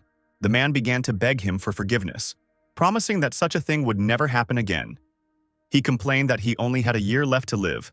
When Feng leaned over to him, coming close to his face, he reminded him that he had not thought about this when he attacked others. Feng left, leaving the man to suffer from the pain of the poisonous arrow. The system informed the hero that he had received a new status, Killer, and that he would lose 75% of his life energy if he died. But the guy decided that it didn't matter since he had the ghostly bells. Feng teleported to the streets of the safe zone, his appearance surprising the other players. Everyone immediately started talking about him, imagining how many cool rewards he got after killing the gold boss. Many thought he was using tricks. Some were surprised by the lack of equipment. Someone stepped in front of the shadow, asking him to stop. The guys who tried to steal his reward at the lake offered him an assassin skill, asking him to forget their differences. Shadow acquired the melee skill Pierce, which dealt additional damage and stunned the target. He accepted it without further ado, agreeing to forget about them, and walked further down the street. They looked after him, unhappy that they had to bend over backwards for the shadow. One of the guys suggested to Xiao Xiao, the leader, to gather people to attack the hero. Xiao Xiao cut them off, saying that they didn't understand anything. He was serious when he said that the shadow must have some secret, and they must find him and kidnap him in the real world to turn him into a slave for extracting life energy. His subordinates immediately understood the plan when they heard that the leader was going to send a woman to gain his trust and obtain information. Deciding from Feng's speech that he was from a poor family and would definitely fall for a beauty, the hero reached the magician girl and handed her her share, calling her Chernyavka. She thanked him and again corrected him with offense, saying that she was Black Plum and not Chernyavka. She immediately tried to use the acquired skill and artifact using a fire spell, and was delighted to notice that it increased her power and increased the speed of mana regeneration. She once again thanked Shadow. Feng reminded her of the ring they had agreed on, and she immediately gave it to him. Black Plum remembered that she had come across a cave while running from those men, and guessed that it might be the entrance to the ruins. She asked if he was interested in learning about them. The hero was surprised to realize that his generosity had paid off, and admitted that being friends with her was very useful. He asked where Wang Ming was now, saying that he would go there as soon as he sold him the remaining things, and Black Plum said that they had gone to train a new healer and should return soon. She opened the system window, saying that she had marked the entrance on the map, and told him that he would find a stone slab in the bushes. She had moved it when she tried to hide, but got scared when she heard screams from there, and decided not to risk it. Feng said that he would go there then and meet Wang Ming when he returned. He used the skill Shadow Walk without waiting for a response from her. He moved rapidly towards his new goal. His plan was to find a place to level up, but now he won't have to do that. The ruins in the newbie territory came in 3 types: tombs, cursed ruins, and temples of faith.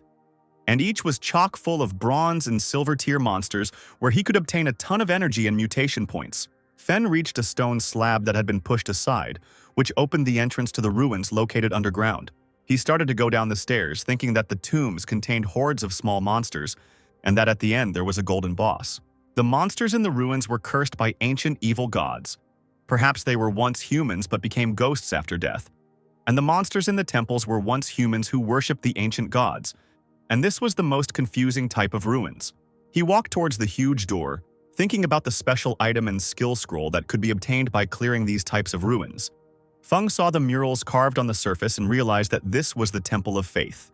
The boy thought about it, thinking that the drawings looked very familiar. He recognized the temple of the ancient god of justice. Feng moved further down the corridor, thinking that this god had the same roots as his Eye of Justice. Frightening screams came from the depths. At the same time, Wang Ming and his team were fighting a monster deep in the forest, using the Holy Shield skill to block the attacks. The monster growled, increasing its attack, blood spurting from its mouth. The captain was thrown to the side when he was struck by a long paw. The archer shouted at Xiao to quickly start healing the team leader instead of standing idle over him. The girl was trembling with fear, trying to collect her thoughts. She was ready to burst into tears.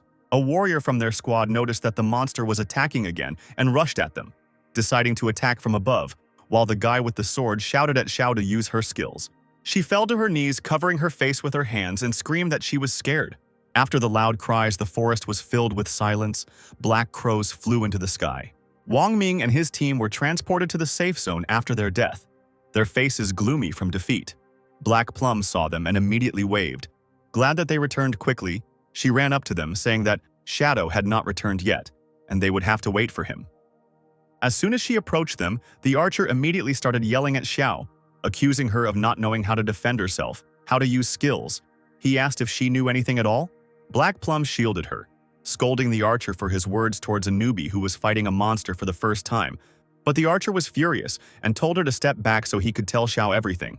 The swordsman sided with him, explaining to Black Plum that they were dying for the 3rd time in an hour. She immediately drew their attention to her new equipment, saying that with it their team would not die, boasting about what Shadow gave her. Wang Ming agreed with her, saying that he hoped that they really wouldn't die and that they would be able to meet the Shadow when they returned. Xiao pretended to be upset by her failure, although inside she was seething with dissatisfaction. She apologized for appearances, but in reality she thought that she would never have approached them if they were not related to the Shadow. Meanwhile, Feng reached the end of the corridor in the ruins. The floor of the room was strewn with bones. He looked around, wanting to see what kind of monster was making such a howl. On the floor, in a posture of worship, stood 2 monsters, devoted believers of the ancient god of the silver level. The boy chuckled when he saw them and used the Shadow Walk skill to hide his presence. He used the skill Shadow Massacre, rushing past the monsters in a split second. Shadow looked back, seeing that even after using Sneak Strike and breaking invisibility, the monsters had only lost a small amount of health. He didn't expect anything else from a silver level. If you add up their strength, they would be more terrifying than the Ghost Rook. Feng wondered why they continued to bow towards him, even when he used the invisibility skill, and tried to figure out if they could sense the aura of the Eye of Justice, and therefore refused to attack. He asked the monsters if they knew the way and ordered them to lead him in the hope that they would listen to him. They continued to howl, and Feng realized that they had become no smarter than animals, and all they cared about was the life energy they took from people. The monsters began to howl louder as they rose to their feet. They rushed forward, running past the Shadow, who was still using his invisibility skill. The monsters rushed at the people who were standing in the passage from which Feng had recently emerged. He watched as they ran away at the sight of the 2 silver monsters, knowing they couldn't handle them.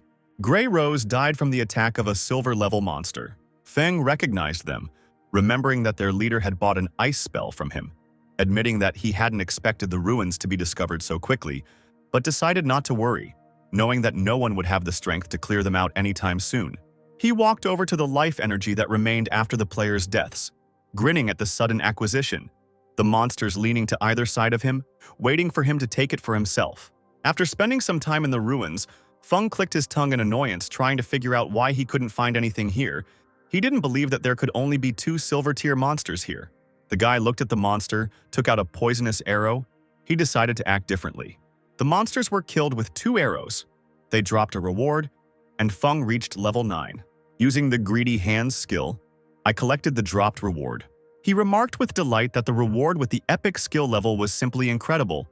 Thanks to it, he received 32 mutation points, 1504 days of exchange energy, 4 gold artifacts, and 10 silver scrolls.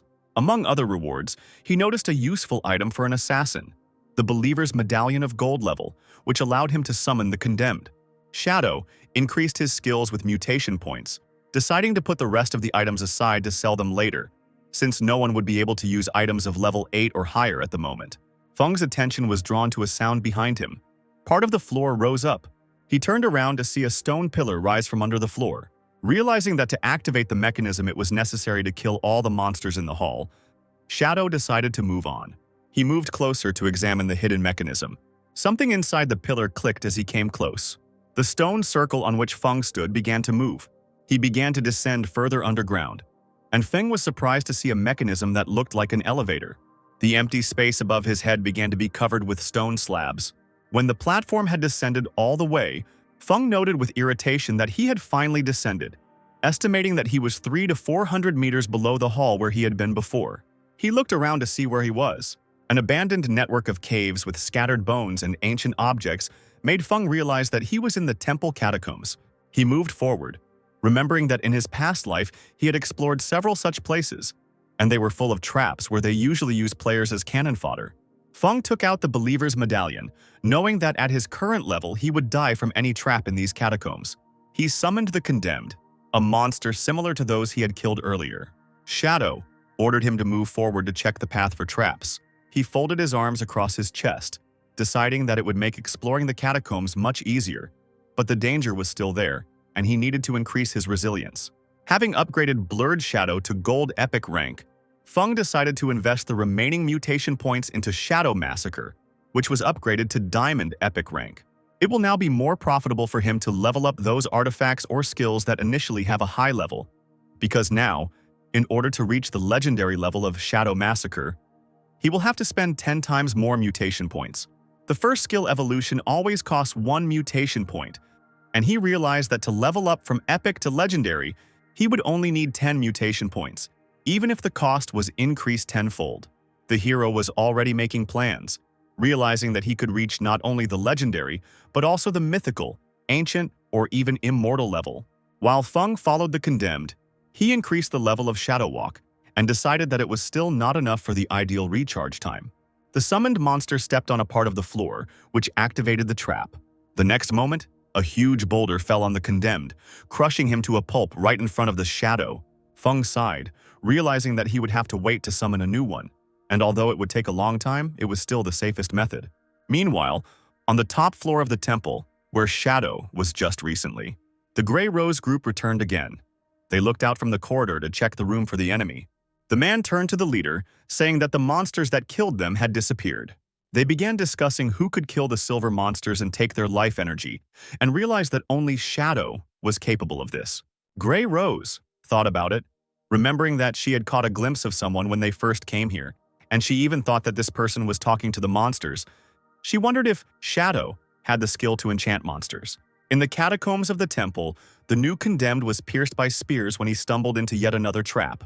Feng followed behind. He had been wandering through the catacombs for 3 hours already, and hoped that he had finally reached the end. For a moment he thought, realizing that it would have taken him more than 100 human lives if he did not have the medallion. The hero summoned another monster to go through this path to the very end. He moved along a narrow path made of rock following the Condemned one, with a cliff on either side of them. When they reached the large door, Feng ordered the Condemned one to open it. The monster used all his strength to open the door. Feng frowned, finding it strange that the summoned Condemned one couldn't open the door. He walked up to the door and put his hand on it, feeling a barrier of magical energy. Suddenly, the door opened in front of him, surprising the guy. Clouds of dust rose near the door and air was drawn into the room. Feng tensed, not knowing what to expect from this place. Inside the room, among the stone columns, stood a chest entangled in thorny branches. Instead of a ceiling, there was a starry sky, and someone was standing next to the chest. Feng walked deeper, thinking about what he saw. The system did not display the name and level of the woman standing next to the chest. Instead of the usual labels, there were question marks. The guy thought that this was the first time he had encountered such a mysterious character in a game.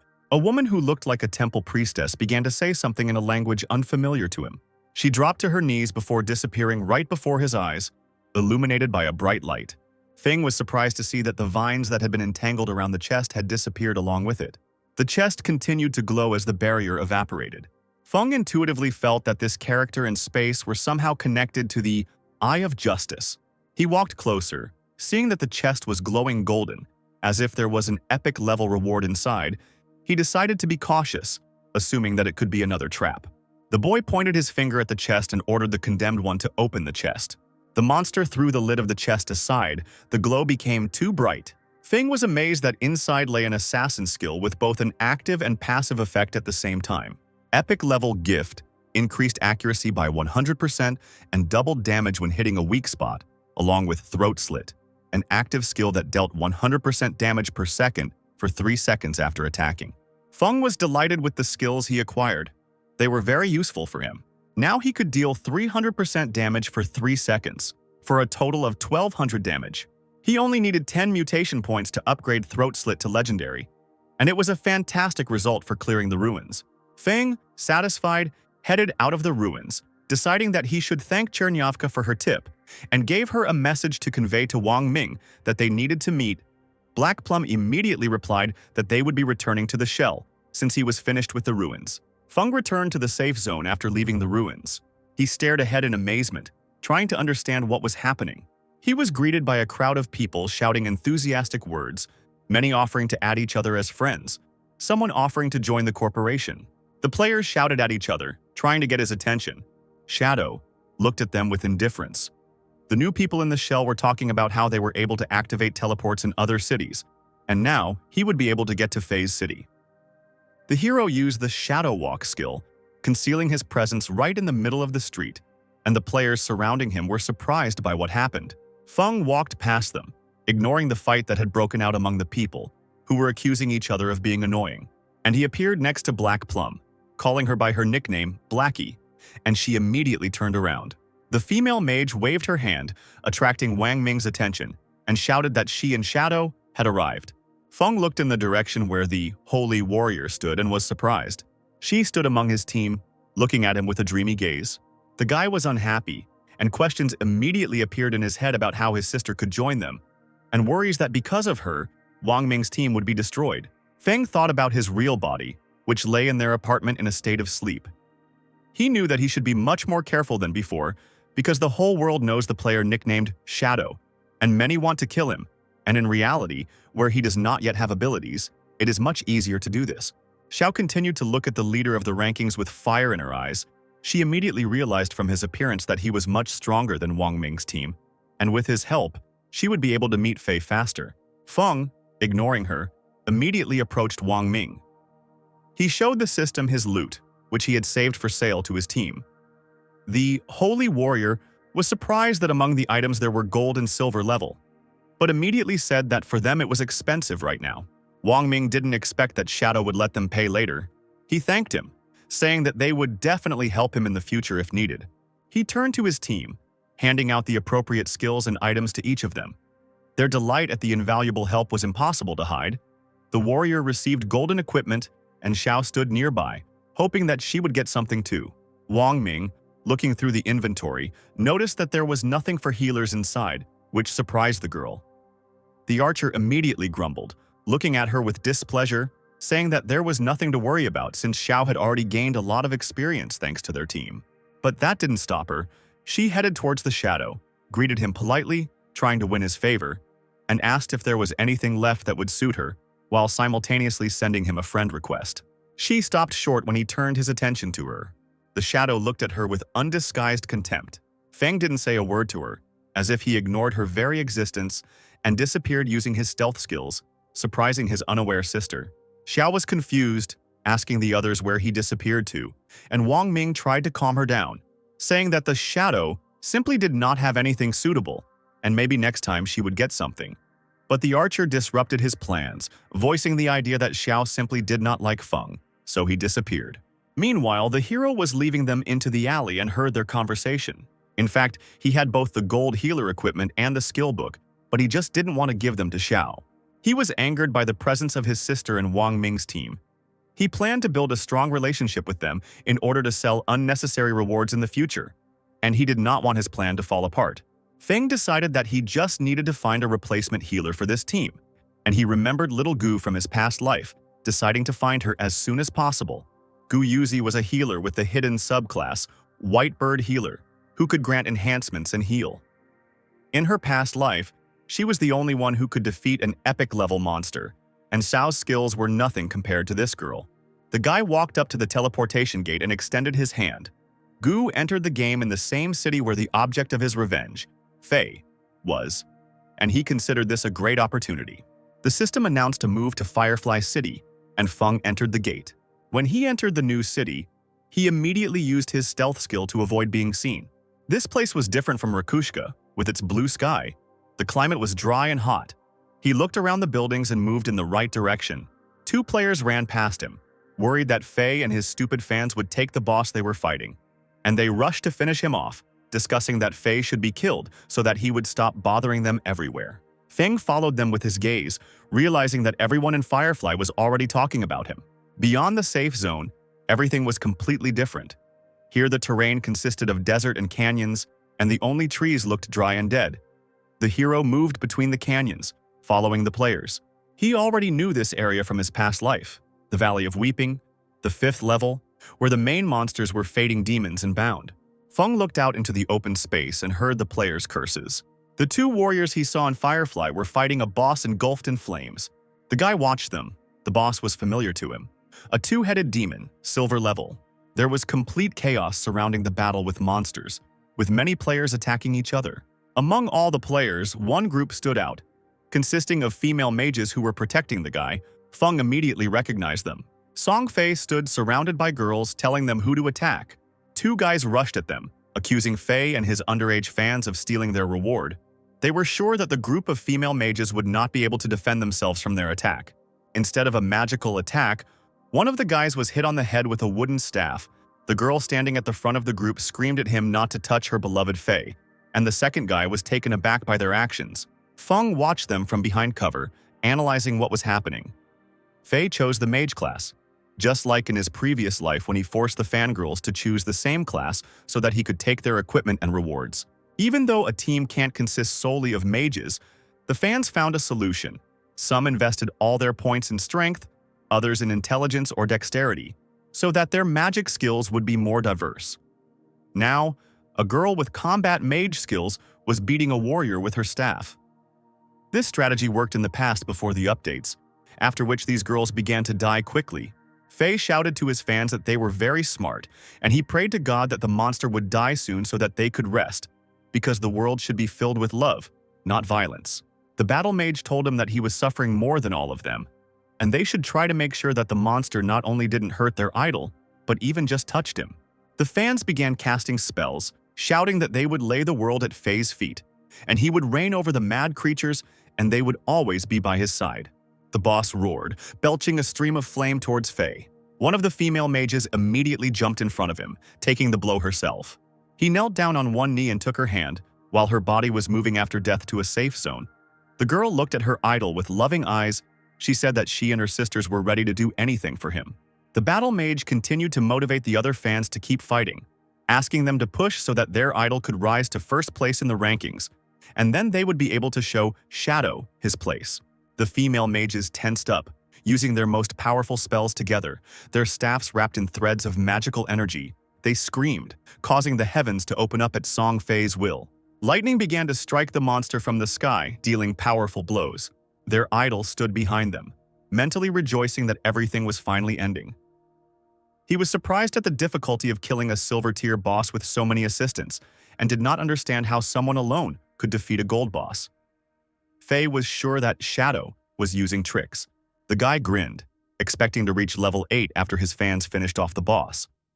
He was confident that he would soon overtake the leader of the rankings, who was stuck at level 9, and become the first in all of the lands abandoned by God. His eyes widened in shock when he felt someone's hand on his face. Feng tore off the head of his target of revenge in an instant, concealing his presence. The skill Shadow Massacre decapitated the guy. His head remained in the hands of Shadow. The hero clenched his jaw with his hand and crushed it completely. The fans turned around, not understanding what was happening. They tried to call out to their idol, but the next second, the shadow carnage passed through them, taking the lives of each one. The two-headed heat demon also fell next, its health points rapidly depleting due to the shadow's attack. The players who had previously been pushed back by Faye's group stood and watched with their mouths open.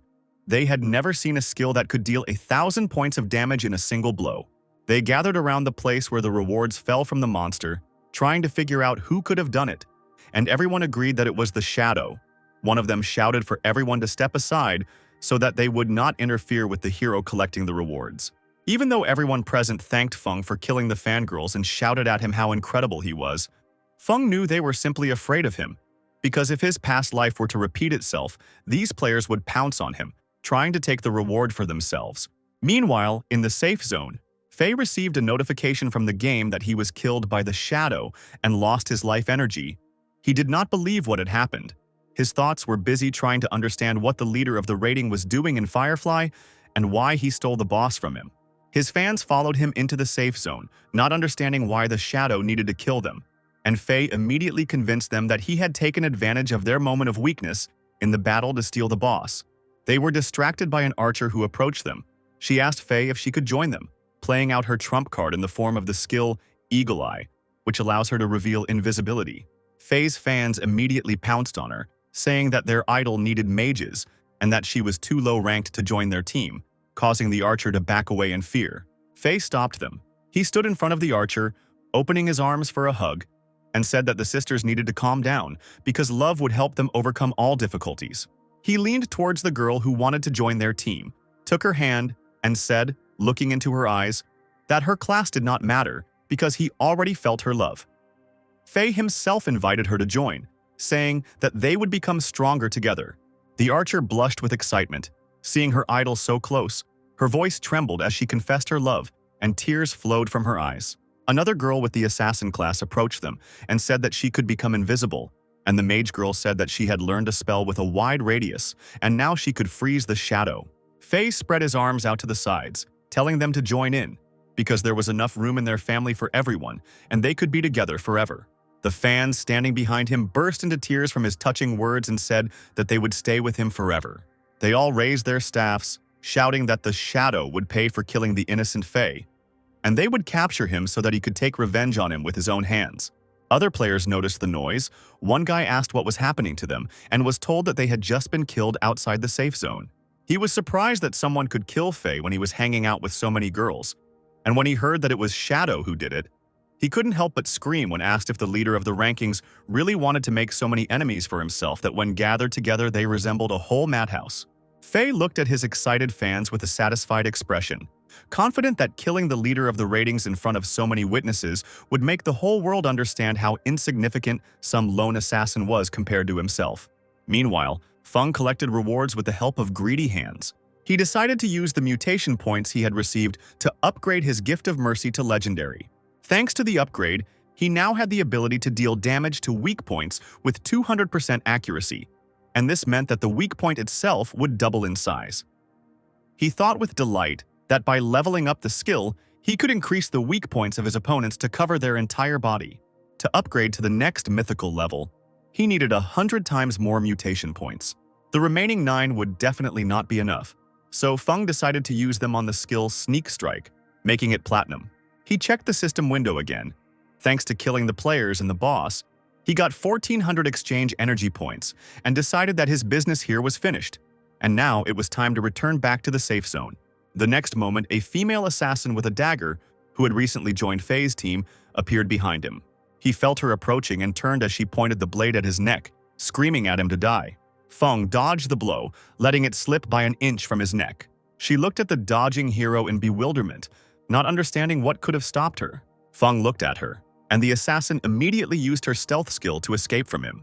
The shadow's attention was drawn to a voice from the edge of a high canyon, Faye's fans shouting at him that he was surrounded and should surrender. They immediately began to cast spells, shouting that they would avenge their idol, and the archer pulled back her bowstring. Feng hid his presence using the skill Shadow Walk. The archer screamed that his attempts to hide were useless, since they would still find him with the help of her skill. An eagle soared into the sky, allowing one to reveal invisibility. Instead of the hidden shadow, they found a female assassin hiding nearby.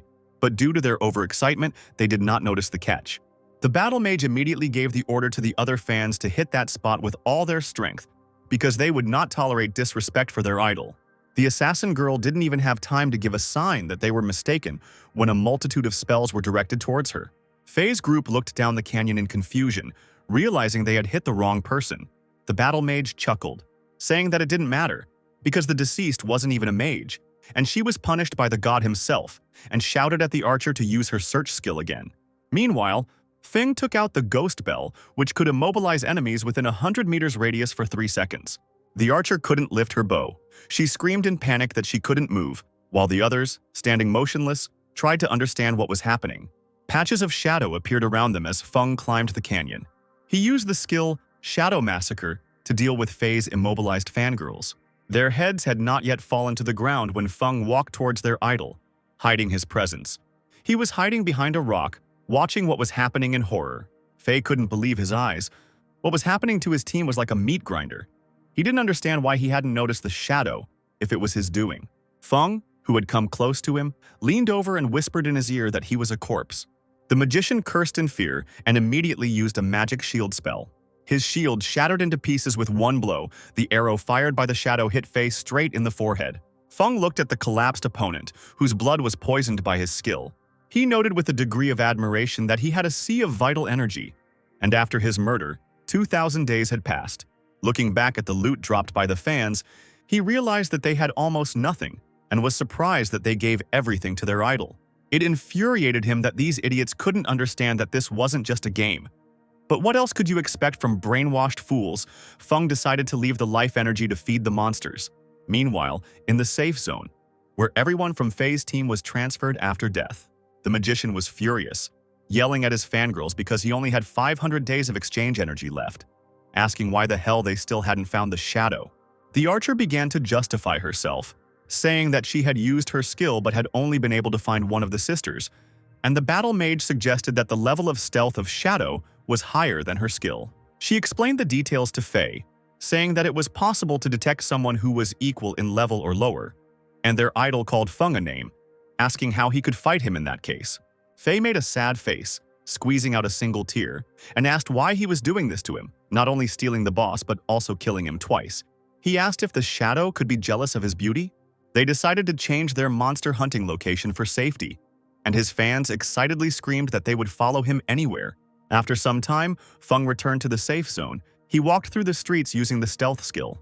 He looked around, noticing that Faye's team was nowhere to be found, and wondered if they might have gone somewhere else or even left the game altogether. The guy removed his invisibility right in front of another player and asked if he knew where Faye had gone, and the warrior was frightened by the suddenness.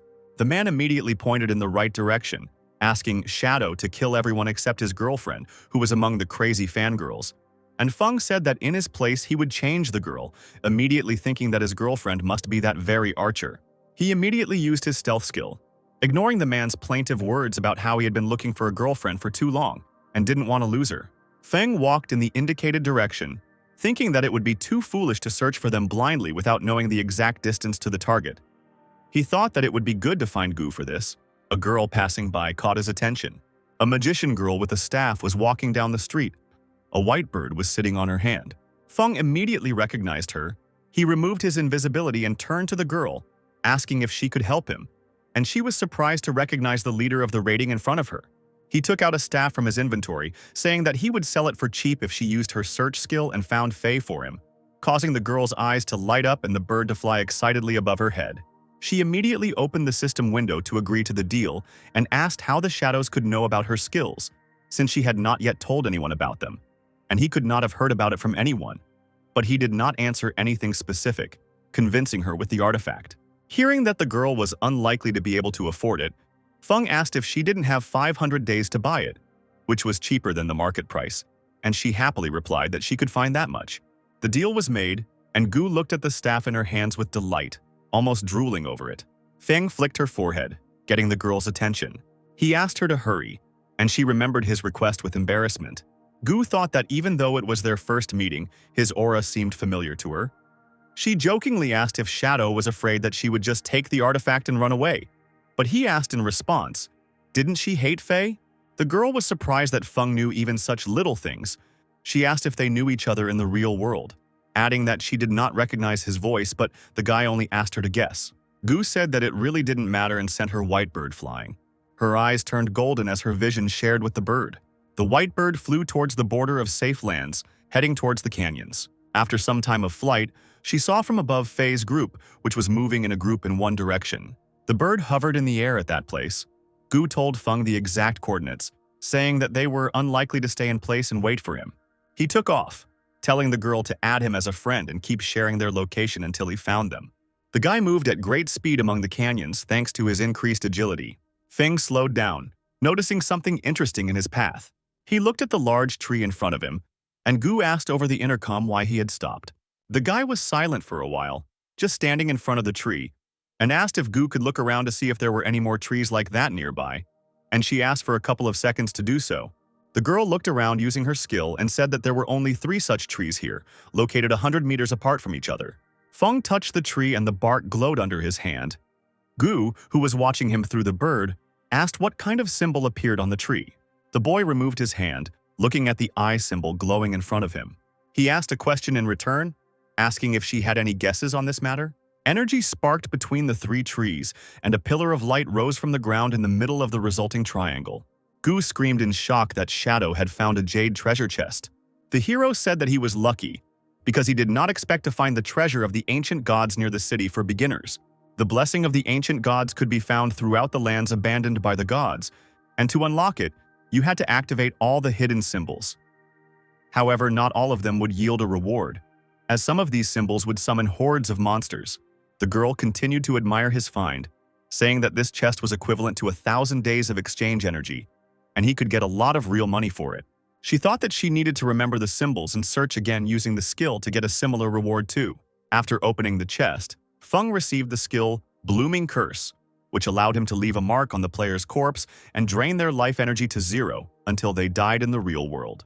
He immediately decided to learn this skill in order to finally kill Faye. The Shadow moved forward, thinking that he would continue killing until his target logged out, and then, once he transferred his skills to the real world, he would finally kill Faye. Meanwhile, several magicians were attacking a monster that looked like a fanged wolf. They struck him with lightning and fire spells until the monster collapsed to the ground. Faye stood among his fans, confident that the Shadow wouldn't be able to track them down since they had gone far enough. He grinned evilly, mentally promising that he would take revenge when he leveled up. The battle mage caught his attention, pointing towards the other players who were fighting the boss. The guy looked in that direction, saying that those people looked familiar, and deliberately suggested that those players might be Jiaqi's fans in order to make his loyal followers angry. The female magicians, as if mad, screamed that they had to kill the fans of their idol's competitor so that they wouldn't dare ruin his rating.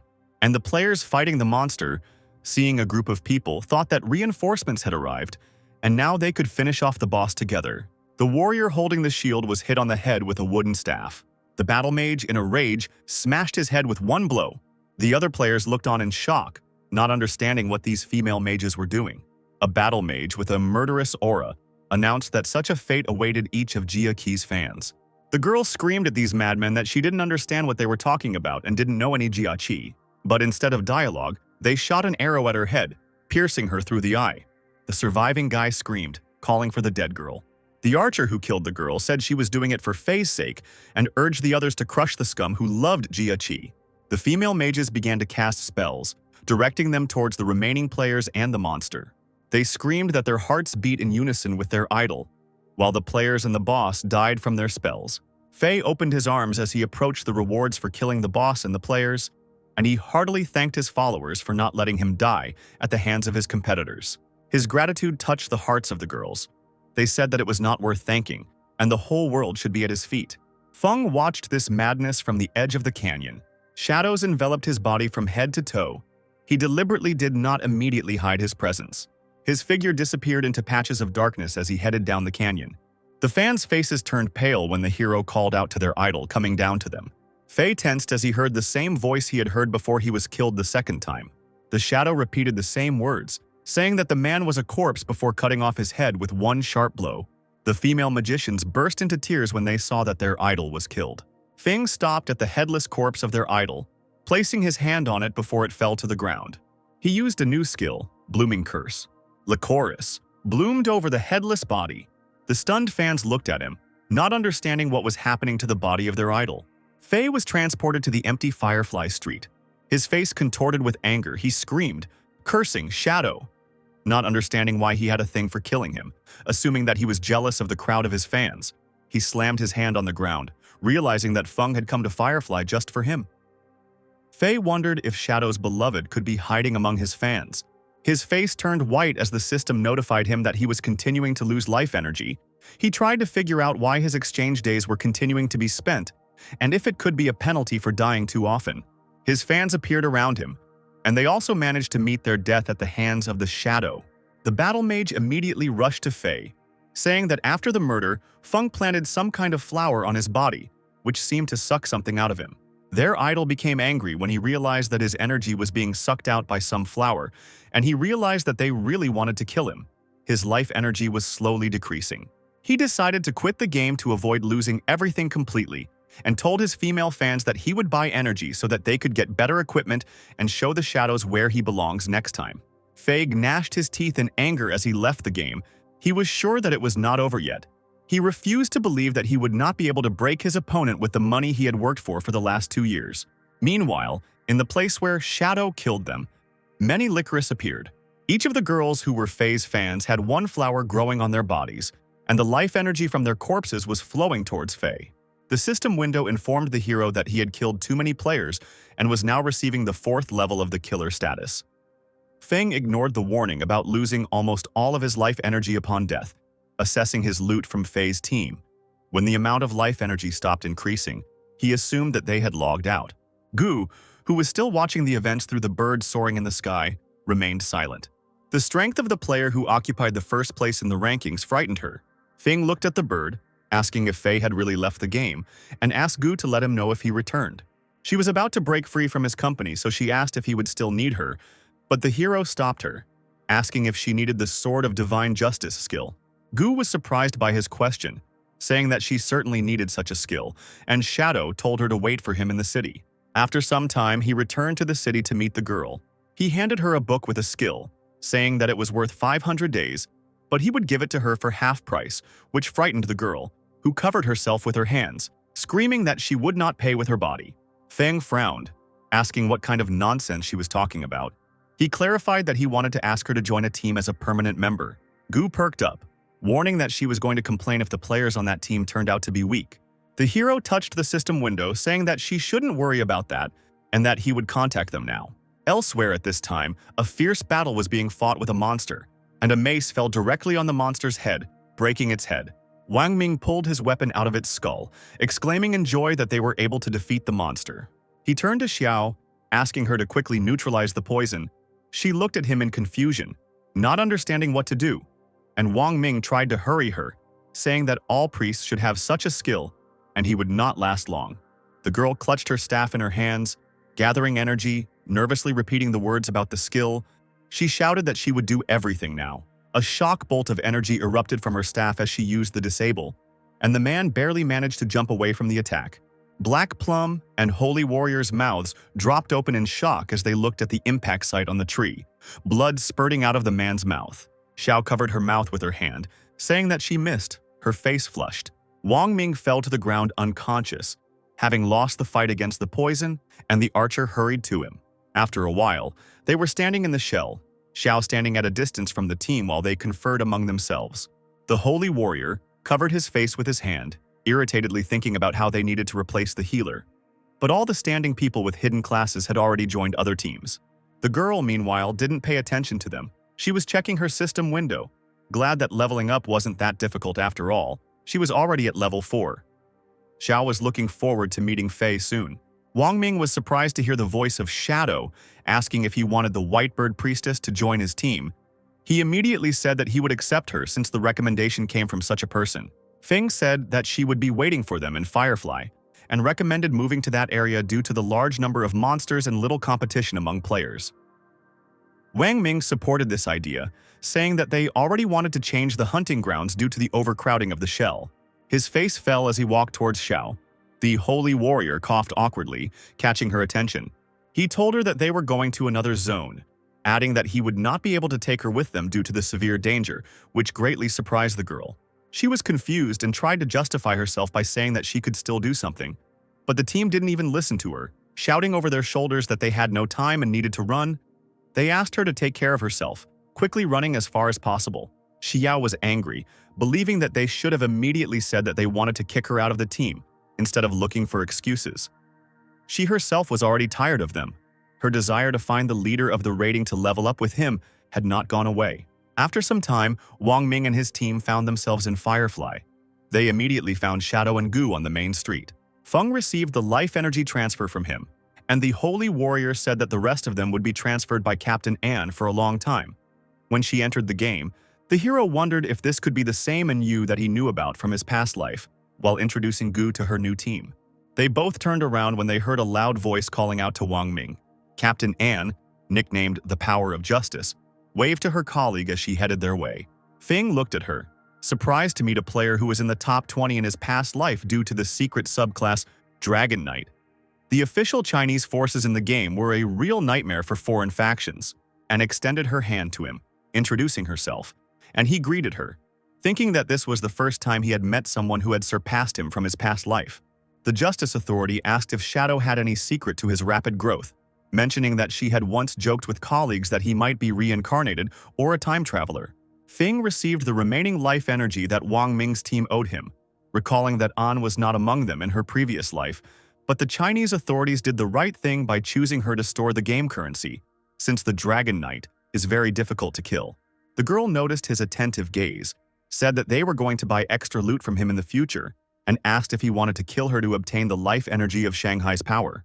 The guy said that he wasn't that stupid because he could gain much more from cooperating with them, and Anne laughed, as if she was joking and not setting a verbal trap.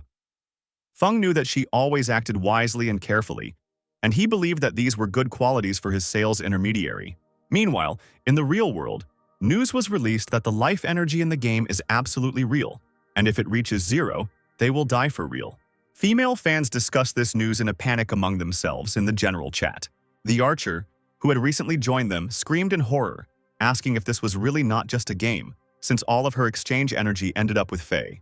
Another girl said she only had a couple of years of life energy left, joining the discussion, surprising the little girl with the bob, as she had only died a few times in the game. She said that she had received the status of a killer and began to lose twice as much after death.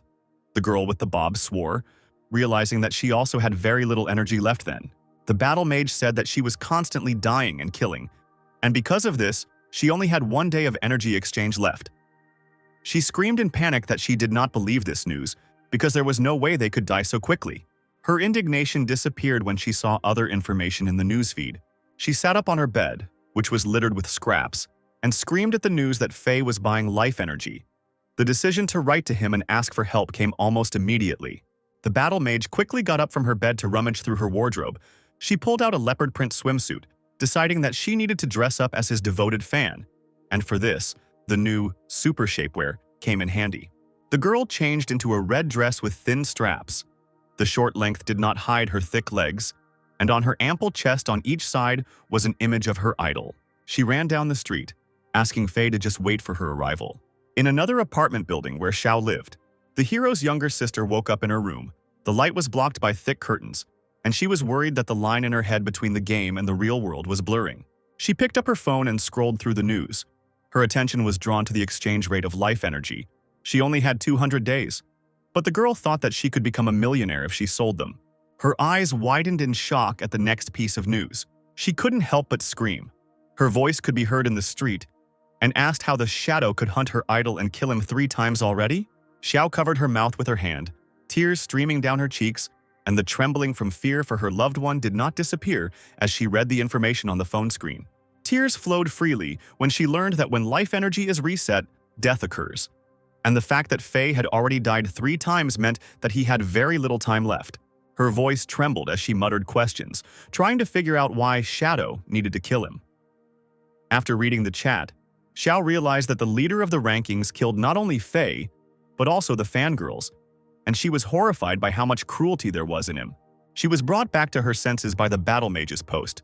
She reminded everyone that Fei needed their help, and his fans could sell him life energy. She was already at Dajiang Square in front of the big stage and was calling on everyone to join her, saying that this way they would not only help, but also become rich. Xiao immediately got out of bed and put on her school uniform. She decided that she couldn't sit and do nothing when her idol's life was at stake. The girl hurried through the corridors of the dormitory, happy that she had been able to accumulate 200 days of exchange energy, thanks to the idiots from Wang Ming's team. And now she simply had to be useful to Fei. The monster, which looked like a large lobster, was cut into several pieces. Feng stood among the corpses of the monsters, absorbing their life energy. The system congratulated him on reaching level 10. He received a lot of reputation points for being the first to do so, and read a notification that the opening of the God-abandoned continent would occur when 7 level 10 players appeared in Shanghai. The announcement of the Shadow achievement appeared around the world, attracting the attention of players. They immediately began discussing his strength and skills, recalling how the leader of the ratings killed some singer several times. People from another country discussed his successes, comparing them with their own. And now many have learned that the Shadow is in Shanghai. Feng stood on the coastline. He spent all his mutation points to strengthen the sneak strike and checked the amount of exchange energy. 7,000 days was still not enough for his goal. He considered the fact that he would have to wait for 7 more people to grow when the strongest player after him in Shanghai was only level 7. Shadow decided that this was also a good opportunity to return to the real world and deal with the remaining matters. His silhouette slowly disappeared with the wind as he exited the game. Feng slowly opened his eyes, finding himself in his bed. A system window appeared in front of him, offering to spend exchange energy on transferring abilities into the real world. He didn't have to think. He sat up in bed, answered that he agreed to spend the savings, and he was faced with a choice of what exactly the Shadow wanted to transfer into reality. Feng spent 1,000 days of exchange energy to transfer his class in the game into reality. His characteristics were at the initial level. It took him another 2,000 days to raise his level to level 3 in the real world. The guy reached for the system window, deciding that now he needed to transfer the skills, but after taking a closer look, he stopped in surprise. He didn't believe he was so lucky. Logically, the higher the skill level, the more energy it would take to transfer it. But since skill enhancements are almost a game bug, the system treats his skills at a basic level, and Shadow Walk, which he enhanced to Platinum level, was treated as a basic skill and only required 900 days to transfer. Feng's next choice was the Poison Arrow skill. He only had 1,292 days of exchange energy left, and that amount wouldn't be enough for anything. The guy clenched his fists, from which thin threads of shadow oozed. He grinned, realizing that he was now twice as strong as any human, and his agility was far beyond normal capabilities. And, thanks to the skills he had transferred, he would definitely find a way to finally deal with Fei. The hero checked the news and learned that his target was buying up life energy en masse, assuming that he was planning to settle the score with the Shadow when he returned to the game. The meeting place was only 8 kilometers from his location, and he only planned to spend 10 minutes on the road. His phone vibrated in his hand. Feng saw a message from his arrogant boss, who was scolding him because his subordinate wasn't answering his phone, because he was needed to appease the young lady who was interested in our hero. He called the boss a bastard and blocked the number so as not to contact him again. Shadow used the transferred skill to hide his presence and threw the phone into the room. He was completely confident that soon all people would understand what the lands abandoned by God were. That evening, a crowd of female fans gathered at a meeting hosted by Fei, and lights shone from the stage, illuminating installations depicting the girl's idol. She stood among the girls, straining her throat to chant her favorite's name.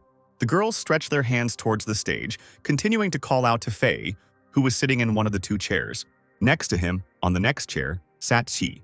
The girl chuckled, saying that she knew about his deaths in the game, and asked the guy not to worry because she sent people to find the Shadow in reality. Fei turned to her to ask how things were going. Qi smiled and said that she had already sent someone to Firefly City to offer him an incredible amount of money, and they would be able to catch him when the Shadow returned to reality and came to the meeting place. She smiled confidently, saying that Fei could teach him a lesson when they caught him. The guy's lips stretched into a grin. He remembered that the Qi company had already used a similar method several times to force players to work for them for free. The girl laughed sweetly, covering her mouth with her hand. She recalled how the player who helped her reach level 5 was tortured, and said that most often, those caught cost her nothing. But Faye, with his army of fans ready to give their entire lives for him, is a completely different matter. The guy was flattered by her praise and chuckled quietly. He was distracted from his joy at the compliment by a male voice from the crowd. Some guy was shouting, advising the female fans to stop mindlessly wasting their energy. He was angry, reminding about the official announcement from the government about the importance of life energy from the game, and Faye listened to him silently. The guy continued to accuse him, calling him a murderer, and said that the authorities would definitely punish him for these actions. Faye closed his eyes, put his hand to his head, and sighed tiredly, thinking that there was always someone who couldn't sit still.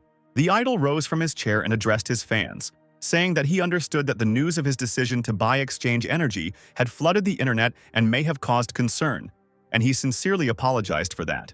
The fans immediately shouted that he shouldn't apologize, because their favorite guy had done nothing wrong. Faye thanked them for their support, reminding everyone that they have the right to choose who and how to love, and he believes that in such a difficult time, they should unite among themselves to fill society with positive energy. Xiao and the other fans were moved to tears as he explained that he couldn't stand to see people suffer because of the game, and that's why he was cooperating with the authorities and doing everything he could, and that he had decided to use all his hard-earned money to acquire life energy in order to become a powerful figure in the game to promote the ideas of pacifism and goodness. Faye squeezed out tears to move the fans. He said that he could not imagine that his goal would cause so many problems, because he only dreamed of a world full of love and happiness. The girls looked at him with their mouths open, not believing that someone had brought their idol to tears, while the guy continued to apologize from the stage. They cried with him, shouting at him that there was no need to apologize and that he had done nothing wrong. The fans' fury fell upon the guy standing near the stage who was trying to bring them to their senses. They called him a savage, shouting at him to get out of here, and confidently claimed that no one had brainwashed them or forced them to come there. The battle mage screamed louder, urging everyone not to listen to this nonsense. She ran onto the stage in her short dress with her idol's image on it, asking the other fans how they could believe this nonsense. She still didn't believe that the game could reflect reality, and she convinced the others of this. The battle mage slapped her chest, shouting that she would gladly help Faye, despite the fact that she had received a notification about her last day after logging out of the game. And even if this nonsense was true, if the other fangirls weren't willing to sacrifice themselves for the game, then their love was worthless. The girls continued to cry, succumbing to her mood. They all agreed with her, confident that this is what love should look like. They began shouting in unison that they would sacrifice all their remaining energy to Faye. The guy said from the stage that he felt their enthusiasm and loved them too. He turned to the battle mage, saying that he especially felt her sincere feelings and was grateful to her. She immediately burst into tears, looking at him with loving eyes, and said that she was ready to do anything for him. Faye leaned closer to her, a single tear rolling down his cheek. She was about to say something. The sound of a flying arrow whistling through the air was heard. The next moment it flew through his head. The guy froze with a smile on his face and a microphone in his hand when the arrow flew out of the other side of his head. The faces of the fans and Chi, who was still sitting on the stage, turned pale. Blood spurted out of Feng's mouth. His eyes became empty and lifeless. The battle mage still looked at him with loving eyes, not noticing that the back of his head was completely missing. Faye's body began to fall, his head landing on the girl's shoulder, surprising her. She looked at him about to say something. A loud scream came out from her mouth when she noticed what had happened to her idol. The battle mage had fallen onto the stage. Faye's body lay motionless next to her. Chi stood up from her chair, about to do something. The audience began to worry, not understanding what had happened to their favorites. Their excited voices could be heard on stage. Someone screamed that Faye was dead, their voice rising to a shriek as Chi ran off the stage. The guards began to cover the girl, trying to protect the young lady from a possible attack. She ran through the crowd of girls as fast as she could, feeling terrified. Tears flowed from her eyes. She was sure that a ball of life energy fell from the body of the murdered Faye, but someone quickly picked it up. She reached the car, feverishly thinking that someone had used gaming skills in the real world, and only one player could pull this off. Just as she was beginning to think about who it could be, an arrow flew into her, smashing her head into pulp. The face was distorted into a terrible grimace before death. The guards didn't have time to understand what had happened to their charge. They stared in confusion at her falling body, while Feng stood nearby, hiding his presence. The only player capable of pulling this off in a split second and remaining undetected was Shadow. At dawn the next day in the real world, the news flooded the internet. The news of the tragic death of Song Fei, the idol of many girls in Dajiang Square, finally confirmed the speculations of those present in that square. It was also said that some fans, who were labeled as extremists, committed suicide next to the body of their idol, allegedly wanting to sacrifice themselves for him. Xiao was riding in the car with her friend. She read the statement from the Secret Service that Faye's death was caused by unnatural causes. The girls were still in shock after what happened. She covered her mouth with her hand, muttering under her breath that just yesterday they were at his concert, and now Faye. Her shock was interrupted by her friend's voice. She was going over what had happened, saying that invisibility and throwing arrows were too similar to a game. The girl with the square turned to her friend, reminding her that in the game, their idol was hunted by the shadow. Xiao remained silent, realizing her words about the only one who was constantly trying to kill Faye, while her friend asked with a shocked look about how the game abilities were able to appear in the real world. The protagonist's sister was lost in thought, remembering everything she knew about how Shadow killed her idol in the game. The skills that came into reality were exactly like those of an assassin. The taxi continued to drive them along the streets, still half asleep. Xiao, who had lost the meaning of life after Faye's death, tried to figure herself out. Her goal was still to become a strong player, and to do this she needed to get as close to the leader of the rankings as possible. She was ready to become stronger at any cost. She shouted at the taxi driver to stop the car. Her friend ran after Xiao, trying to shout to her and understand what was happening, but she didn't hear her. The girl's thoughts were occupied with a new goal. She was going to live only for the sake of killing the Shadow, who had deprived her of what was most precious to her. She was shaking with anger and sadness, her lips pressed tightly together, tears streaming down her cheeks. The intention to avenge her love became a firm goal. The girl with the bob caught up with her and put her hand on the shoulder of her friend, who was oblivious to everything around her. She told Xiao that she was scaring her and asked if everything was really okay. Meanwhile, Feng was eating noodles at a street food stall. The game was taking too much energy, and hunger was still a thing in the real world, so he needed to take care of his body. His phone vibrated with notifications on the counter next to him. The guy unlocked the screen and read a message from a colleague. She was worried that their boss would fire Feng if he didn't stop ignoring him and didn't even pay for this month. He remembered Yang Xiaoya, a girl whose kind nature made her an object of ridicule. In her past life, she was a member of his guild. Feng decided to send her a message advising her to forget about her boss and go to the game. They started discussing the game in a chat. The guy gave her advice on increasing her agility regardless of the class she chose, and chuckled when he saw Yang Xiao's dreamy messages about exchanging life energy for real money. His boss was certainly a jerk, but the real pain in the ass was Chang Shishi, the daughter of the Chang Group chairman. He used to work for their company and witnessed her promiscuous behavior with other guys and older men. And Feng had also managed to attract her attention.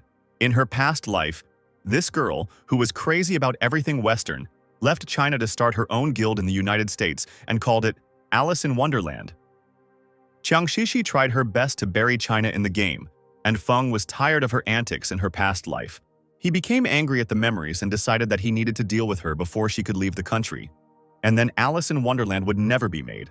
Rumors from the past that many of the guild leaders had intimate relationships with Shishi led him to believe that after her murder, their connection with each other would also weaken. The phone vibrated in his hand again, and his younger sister's name appeared on the screen. Feng picked up the phone and immediately heard her shrill voice, the girl sarcastically asking if he had forgotten how to use the phone since he hadn't been in touch for a long time. She had already thought that he had died in the game, but now that he answered, she decided to inform him that she was going to move into the house that she bought with the money she earned from selling life energy and suggested that they never meet again in their lives. He took it calmly and asked if she wanted to say anything else, which surprised the girl. Xiao was silent for a while and told him not to even try to contact her or look for her new place. Feng agreed and warned that he was hanging up, and his sister got even more angry because of her brother's calm voice and screamed that she wanted to cut off all their ties. Feng stood up from the counter, saying he agreed and disconnected the call, putting the phone in his pocket. The guy looked at the sky, deciding that it was time for him to return to the game, because soon the other players would realize that gaming skills could be transferred to reality. He looked at the birds flying high in the sky, as if trying to enjoy a peaceful moment for the last time, because after transferring his abilities to the real world, there would no longer be a single peaceful place left here. After some time in the safe zone in the game, Xiao and her friend were walking along the streets of Shell City. The girl was worried about her friend's relationship with her brother. She asked if she shouldn't apologize to him, but the hero's younger sister's irritation didn't go away. She kept her arms folded across her chest, declaring that this was nonsense, and she had already sold her life energy for 2 million to the Chang group. The girl with the bob hair, Chu Yan, was surprised to hear such a large sum, and Xiao said that she had already bought a house where she would live with Shadow, and she didn't need Qin Feng. Some guy waved at her from afar, getting her attention.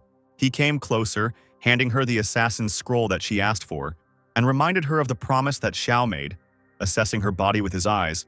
The girl smiled and said that she would fulfill the guy's wish when she sorted everything out, thinking that soon she would not have to communicate with trash like him. Xiao used the communication channel with her former team to ask Wang Ming to check with Shadow if he needed the assassin's scroll, which she happened to have in her possession, and she was willing to give it to him for free. She chuckled, deciding that she had somehow managed to use Zhang Wei from school, since he had gotten her a cool skill that could bring her closer to the leader of the rankings. Her thoughts raced ahead. She imagined them fighting together, her helping him and healing him, leveling up much faster than with anyone else, and Shadow completely believing in her care for him. Xiao was sure that he would gradually begin to trust her and might even see her as his lover. But she would get rid of him because she no longer needed him when she became strong enough. In her dreams, she personally avenged Fei by gouging out the Shadow's eyes. She was pulled out of her dreams by Wang Ming's message. He relayed Feng's words that Xiao's skill was trash, and she could sell it to someone else. The girl opened her mouth in shock, not expecting that everything would turn out like this. Some time ago, the hero found himself outside the Firefly's safe zone. The boy looked back, hearing someone behind him shouting to be careful and get out of the way. Feng went to check what was going on there using his stealth skill. The players shouted to each other that they should run away, and they didn't expect that the monster was stronger than they thought. The player took cover behind his shield while the Grey Rose from behind the monster shouted at him to run away, since the boss had turned his attention to him. The man cursed as he noticed the monster with a weapon in his hands approaching him. His shield was shattered into pieces by the boss's attacks in an instant. Feng watched them, recognizing the monster as a level 8 golden arthropod. The boy frowned, trying to remember if he remembered correctly that he had a second level of stealth detection. He looked closely at the golden arthropod, who was holding swords in his 4 hands, realizing that Feng's invisibility would be useless against him. The boss let out a rumbling roar, swinging his weapon before his next attack. Feng rushed towards him, continuing to use his stealth skill. He launched multiple attacks at the monster's body with rapid speed and appeared behind it. The guy looked at the monster, realizing that many of the damage bonuses simply didn't work due to the fact that his invisibility couldn't be used on the enemy. He was only able to make up for his missing skills with the help of Gift of Mercy, which had a 200% chance of hitting weak points, dealing triple damage to the monster's health. Feng thought he should thank Chernyavka again for helping him find this skill. Grey Rose watched from behind cover, amazed that Shadow had managed to lower the monster's health when their attacks couldn't even scratch its thick hide. The hero sent a poisonous arrow flying, deciding not to waste time. The damage it did wasn't too great due to its silver level, but the arrow hit the boss right in the head. The guy continued to move, keeping a close eye on the enemy. He realized that he needed to improve his invisibility skill a long time ago, otherwise such difficulties would continue. The golden arthropod charged at him, and Feng was forced to jump back. The monster continued to move towards the Shadow without any hesitation. Grey Rose, out of worry, screamed at him to be careful. The boy concentrated, preparing for a wave of attacks from 4 swords. The monster continued to strike at Feng, trying to hit him, but he dodged each one. The spectators of their fight watched the events with their mouths open, not understanding how it was possible to move so quickly, because dodging so many attacks requires not only a frantic reaction, but also a complete understanding of the opponent. A girl from the Grey Rose team confirmed her suspicions, watching the Shadow's movements. It looked like the guy had fought this monster millions of times. Feng remembered that he had never been able to defeat this boss in his past life, no matter how hard he and his sister tried, but now he began to understand that brute force alone would not be enough to take him down.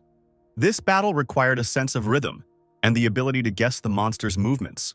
He waited for the moment to counterattack, determined to prove that he was rightly considered the best assassin. Shadow used his skill, dealing significant damage to him in a flash. The golden arthropod's health dropped below half after the hero's attack, and it turned to follow his movements, letting out a weak roar from its torn jaw. Feng turned to face the monster, thinking that its attacks would be much easier to deal with than the inevitable attack from the rook as it tried to escape. Grey Rose couldn't believe what she saw, The boss was trying to escape to save himself from a stronger opponent. The guy rushed after him, taking out his dagger. He cut off the monster's head in one motion and received notification of the rewards he had received. Feng used greedy hands to enhance his catch without further thought and considered it a good catch. His attention was drawn to the system window and he carefully read the information. He received a platinum-level ultraviolet shield, which was capable of converting his resistance level into an invulnerable shield for 8 seconds. And Feng was delighted with the wonderful loot, realizing that it would now be much easier for him to deal with bosses. He concentrated, deciding to immediately strengthen this skill to an epic level. The enhancement gave him 7 layers of protection, and now he could explore more dangerous high-level zones without fear for his life. The remaining points were spent on buffing Poison Arrow, doubling its damage and making its cooldown very short. Feng decided to immediately equip himself with the assassin gear that dropped from the boss, and gloves and a ring appeared on his hands. He clenched his fist, enjoying the fact that after killing this boss he became several times stronger, and his health increased to 15 to 17 points, which increased his survivability several times. Grey Rose and her team came out of hiding and approached him. She said that she did not expect anything else from the leader of the ratings, and asked if there were any mage skills that she could buy from him. Feng proposed a gold-level skill that could create an ice ball in 800 days, and one of the team members said that it was too expensive, as he had seen gold level 5 skills sold for several times less. The guy told them that he was selling a level 7 skill, and it would be 40% stronger than the one they were talking about. The Grey Rose agreed to buy it without much hesitation. After the deal was made, her team said goodbye to the departing Shadow, while he thought he needed information about the enemy so he wouldn't have to wander around looking for them. He received a message from Wang Ming, who relayed Xiao's words, and Feng felt that the skill she wanted to give him was probably some bronze trash. He wondered why his sister would approach him if there were rumors that he had killed her idol, and told Wang Ming to convey his refusal. After conveying the words that Xiao's skill was trash, Feng informed the holy warrior that he had something to sell to his team and would be waiting for him in the city. The captain turned to the Shadow and said that he had a question for him. He frowned at the serious topic and asked if it was true that Fei's murder was his doing. Feng became serious after hearing the direct question from Wang Ming, who was directly connected with the Shanghai government. He didn't hide the truth and honestly admitted that it was he who killed Fei, continuing to move to Firefly for the meeting. Wang Ming didn't know what to answer. Shadow understood perfectly well that he had access to the data when Feng left the game. The time and method of murder pointed exactly to him. Since Wang Ming had asked this question, the authorities were already aware of everything. He decided that now was the perfect time to test their reaction to what was happening. With only a couple of hours left before the other players with their abilities entered the real world, the hero broke the silence, coldly asking if Wang Ming was going to arrest him for this. Sometime later in Firefly, when Shadow got there, he entered a small tavern where Wang Ming's team was waiting for him, and immediately asked him if he would confess to killing Song Fei. Feng confirmed her words to test her reaction. The girl looked carefree when she said that they had conducted investigations, and Shadow had become the main suspect, although they had no one else to suspect. She continued by saying that they also found out that Fei and Qi were plotting against him, as well as kidnapping other players to force them to work for them. And the authorities considered Fei's actions to be self-defense. The guy understood perfectly well that none of them knew his real identity, and they hoped to continue their cooperation for now. Shadow decided to test how his actions would affect this world, because in his past life, he was a law-abiding citizen when he cooperated with the authorities. He pulled out the skills and equipment he had prepared for them from his inventory, thinking that he would take advantage of this cooperation as long as he could. Wang Ming and his team seemed to have forgotten the topic of their conversation when they saw the platinum-level skills and equipment. They tried to ask him how he got them if there was no announcement about killing the platinum boss. Fing said that he was lucky to find the chest, and Snowflake, as he called Gu, helped him with it. The girl confirmed his words, saying that she saw him open it. Black Plum pouted, grumbling in displeasure about the fact that Shadow called her Blackie and Gu Snowflake. The boy asked if he should use the more affectionate Chernyavka after hearing her muttering, and Black Plum shyly cried out that just Chernyavka suited her.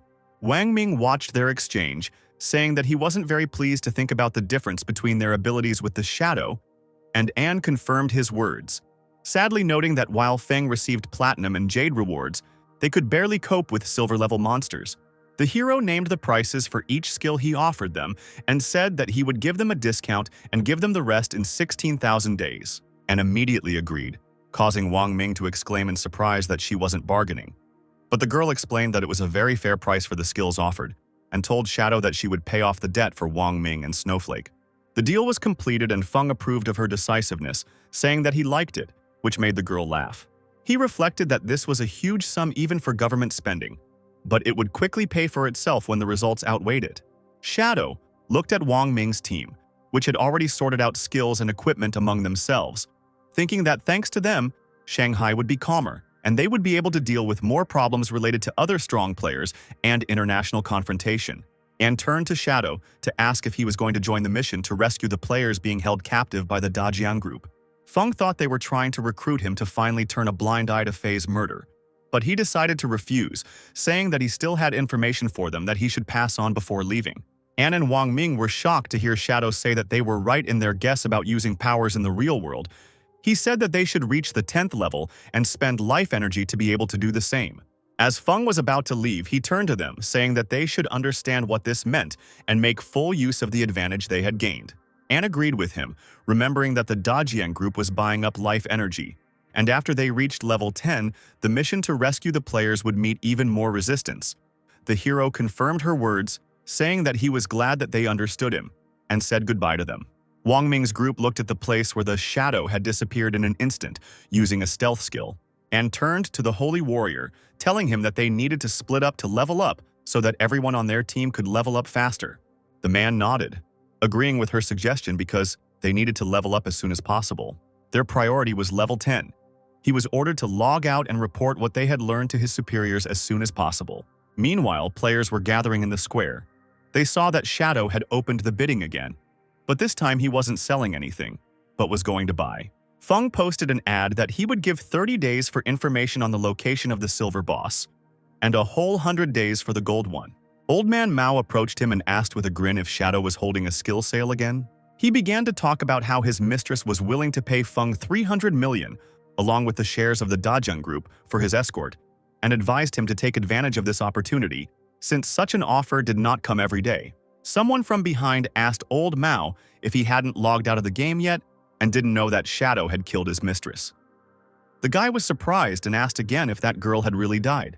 He got angry, thinking that she deserved it. She wanted to grab the leader of the raiding, but he killed her first. Old Man Mao remembered what happened to him after the cooperation agreement. He was immediately knocked out as soon as he came to the meeting to exchange his life energy for real money. He woke up in some basement and was forced under torture to collect energy for the Dajiang group and bring in new victims. Old Man Mao remembered Chi's face, grinning with complete confidence that she deserved her punishment. At first, he mocked the Shadow for ignoring such a generous offer, but in the end, he found himself in the place of the jester. Feng turned his attention to him and asked if the man had helped kidnap other players.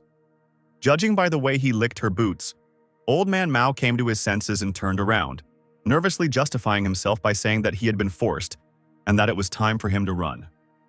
Shadow didn't touch him, believing that the authorities would deal with such trash themselves. Another player approached him and said that he knew where to find the silver boss, and for his information he received 30 days of exchange energy from the leader of the raiding. After some time, there was a noise in the city. The players noticed that Shishi had come to Firefly. Everyone was wary of her because she could easily kill anyone to steal their energy. The girl, accompanied by 2 men, emerged from the teleport with her head held high.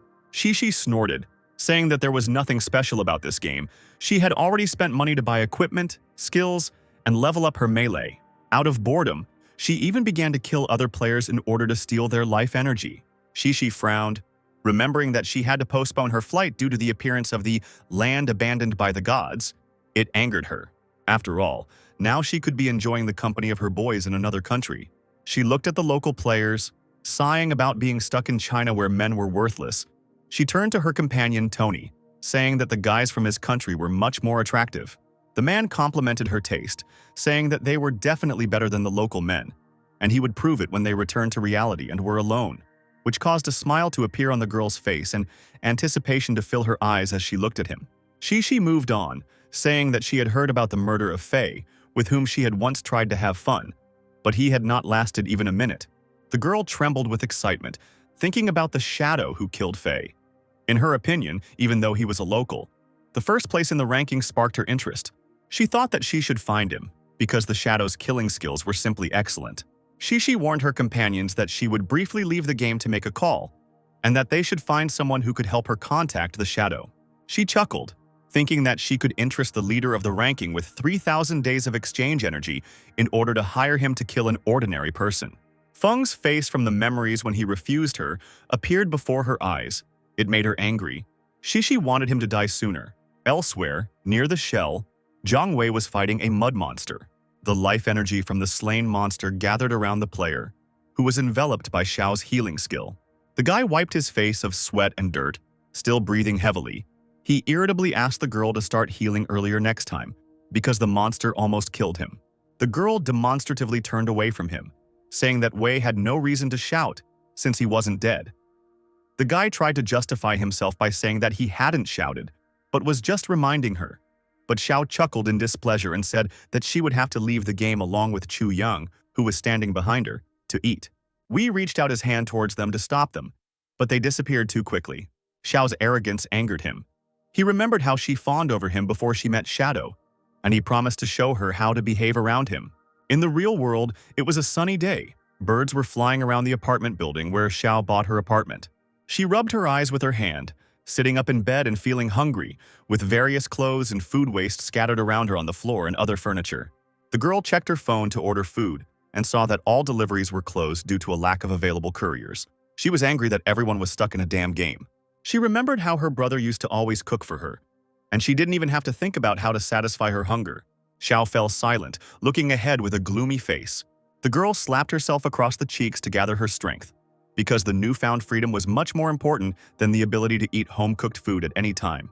Her fists clenched in determination, and with renewed determination she declared that she didn't need her older brother at all, and that she could handle everything herself. In the lands abandoned by the gods, there was a large cave on the coast. A sound came from it, which became louder as time went on. A monster resembling a huge crab was rushing towards the exit of the cave. The shadow was chasing the monster, catching up with its prey, which instinctively tried to escape. Feng landed on the monster's head, plunging his dagger into its shell, and finished it off. The guy checked the system window after killing 4 silver monsters in an hour. He managed to get 16 mutation points for each of them.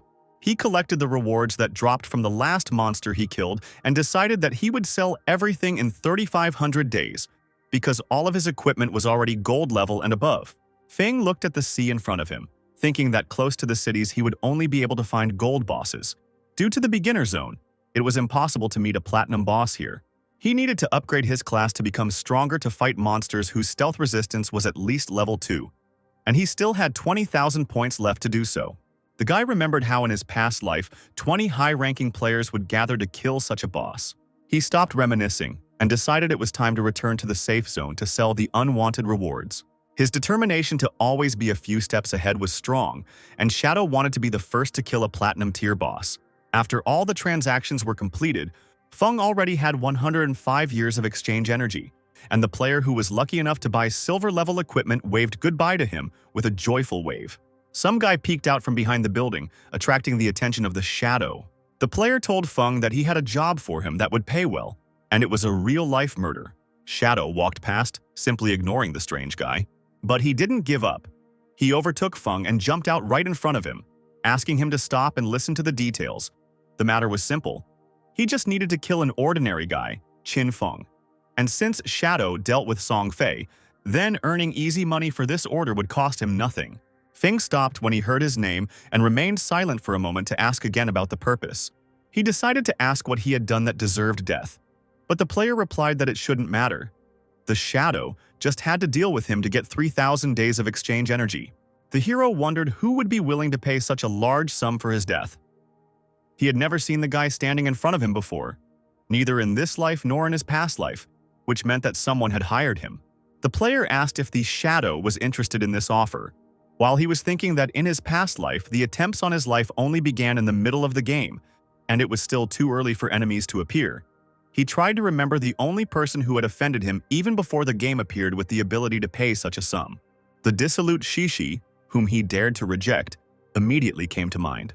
Only she had the opportunity to pay such a sum, but if she had simply wanted to kill him, she would have done it long ago. Feng realized that Shishi was interested not only in killing him, but also in connection with the leader of the ranking. Killing the guy whose refusal she received was just a bonus. Shadow laughed at this. He did not even start looking for her, but she herself came into his hands. He agreed to the offer on the condition of 50% advance payment, and the choice of the day for the murder will be his. The player opened the system window to log in for payment and asked Feng to wait.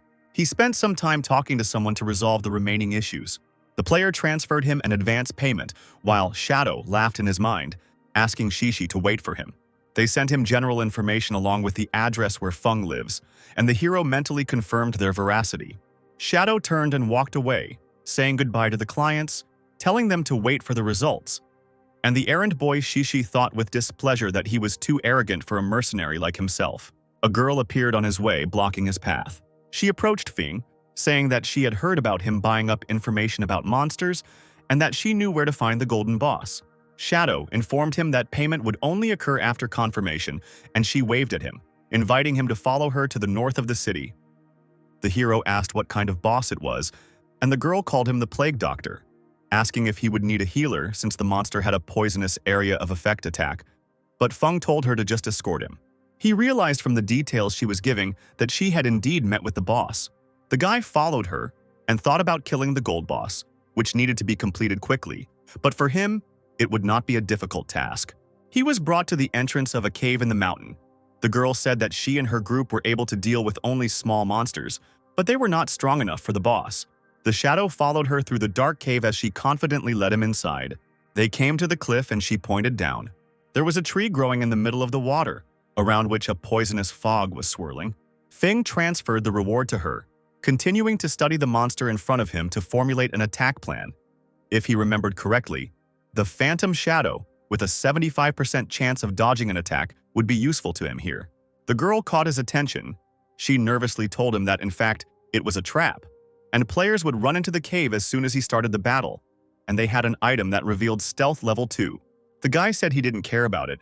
He was only looking closely at the monster. The girl continued her story, admitting that she was asked to pretend and play a prank on him so that they could get to know each other better. And then she would find out from him information about who the shadow was in the real world. Feng glanced at her, finding the whole plan absolutely stupid. An embarrassed girl asked the ratings leader for help because she was being threatened in real life. He asked who was behind this, and they told him the name of Dongfang Xiang Yun, whom Shadow once killed in the game. A memory flashed back to the guy who gave him the skill as an apology for him and his team trying to steal the gold boss drop from him. The girl was noticeably nervous. She said that she told him everything, and they would kill her if Feng did not help her. Shadow said that now he was going to kill the boss, wondering if someone else in a past life could have taken care of these scavengers since he had never met them. This time, he would have to deal with the dog that stood in his way himself. The hero jumped off the cliff using his stealth skill and shouted to the girl to continue acting according to their plan, and those guys should come to this cave for his soul. She tried to stop him, certain that the leader of the rankings would die, because Dongfang brought a team of 18 people here, and the boss killed them in 30 seconds. While the girl was thinking that she needed to escape from here, otherwise she would die along with the hero, Feng was already next to the boss. He used Gift of Grace to see weak points on the Plague Master. Thanks to the skill enhancement, the area of weak spots has increased by 200%. The guy moved decisively so as not to waste time and not receive serious damage from the boss's poison. He attacked the monster's weak points by activating his stealth skill. Plagueman's health dropped below half in a matter of moments. The girl, who didn't even have time to run away to save herself, covered her mouth with her hand in shock and cursed. She looked at the shadow, around whom the Plagueman's branches were falling. In her eyes, he was not a human. With one skill, he dealt more than 80,000 units of damage. The hero disappeared again, using his stealth skill, and she couldn't track his movements. He returned to the cliff, deciding to wait until Jian's people appeared here, and the girl was frightened by his disappearance and backed away. A crowd of people rushed into the cave. They decided to finish off the boss along with the shadow. The man, whom Feng had also managed to kill that same day as Dongfan, ran ahead, saying that any outsiders who dared to interfere would be killed. The boy was surprised to see him, and was about to see what their plan was when the girl who had brought him here began to pretend to fight off the attackers. A gold-ranked divine shield appeared in front of the girl, and Feng understood why they might need her. At this stage of the game, only a few could penetrate her defense. While the girl held the shield, taking the attacks on it, Feng thought that they must have stumbled upon a place with a divine blessing, where they came across a treasure chest. Having finished his thoughts about their strategy, The hero looked at the attackers. He used the skill Sneak Strike and instantly killed all the men standing in front of the girl. Shadow removed his stealth skill by landing on the ground while his body parts were still floating in the air. His eyes lit up with the life energy he absorbed as Feng cast the Blooming Flower Curse. Licorices bloomed on the remains, draining the life energy from the players even after they were teleported to the safe zone. The girl looked at him from behind the shield. The skills of the leader of the ratings frightened her. She was glad that she had enough brains not to go against the Shadow. Otherwise, she would now be lying with the other bodies. She approached the hero and, slightly stuttering, offered to add each other as friends, calling him Big Brother, so that she could tell him where Dongfang was in reality, and Feng agreed. The girl sheepishly said that he could ask her for something special if he wanted, and her services would be free for him. Shadow realized what she does in the real world and where the money she earns goes. He didn't answer her, but with a sharp movement he threw himself off the cliff to finish off the boss. With one attack, he finished him off and received a notification that he had managed to deal with an infected Ent, Orsh, level 10, and gold rank. Feng noted with displeasure that the amount of exchange energy from the 10 people he killed was less than from one boss, and decided that those players deserved such a fate, since they constantly interfered with the other's ability to improve their abilities. He turned to the girl and asked why she hadn't left yet. She became nervous at this question and hurried away, waving goodbye to her older brother. Shadow collected the reward using the skill Greedy Hands, and he noticed with pleasure that he hadn't encountered assassin skills for a long time. The new skill allowed the blade to emit a beam of dark light, blinding the enemy within its radius. Feng considered it a good acquisition and hastened to examine it.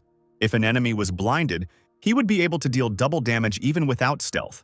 And now, the ability of bosses to reveal his stealth was not so scary for him.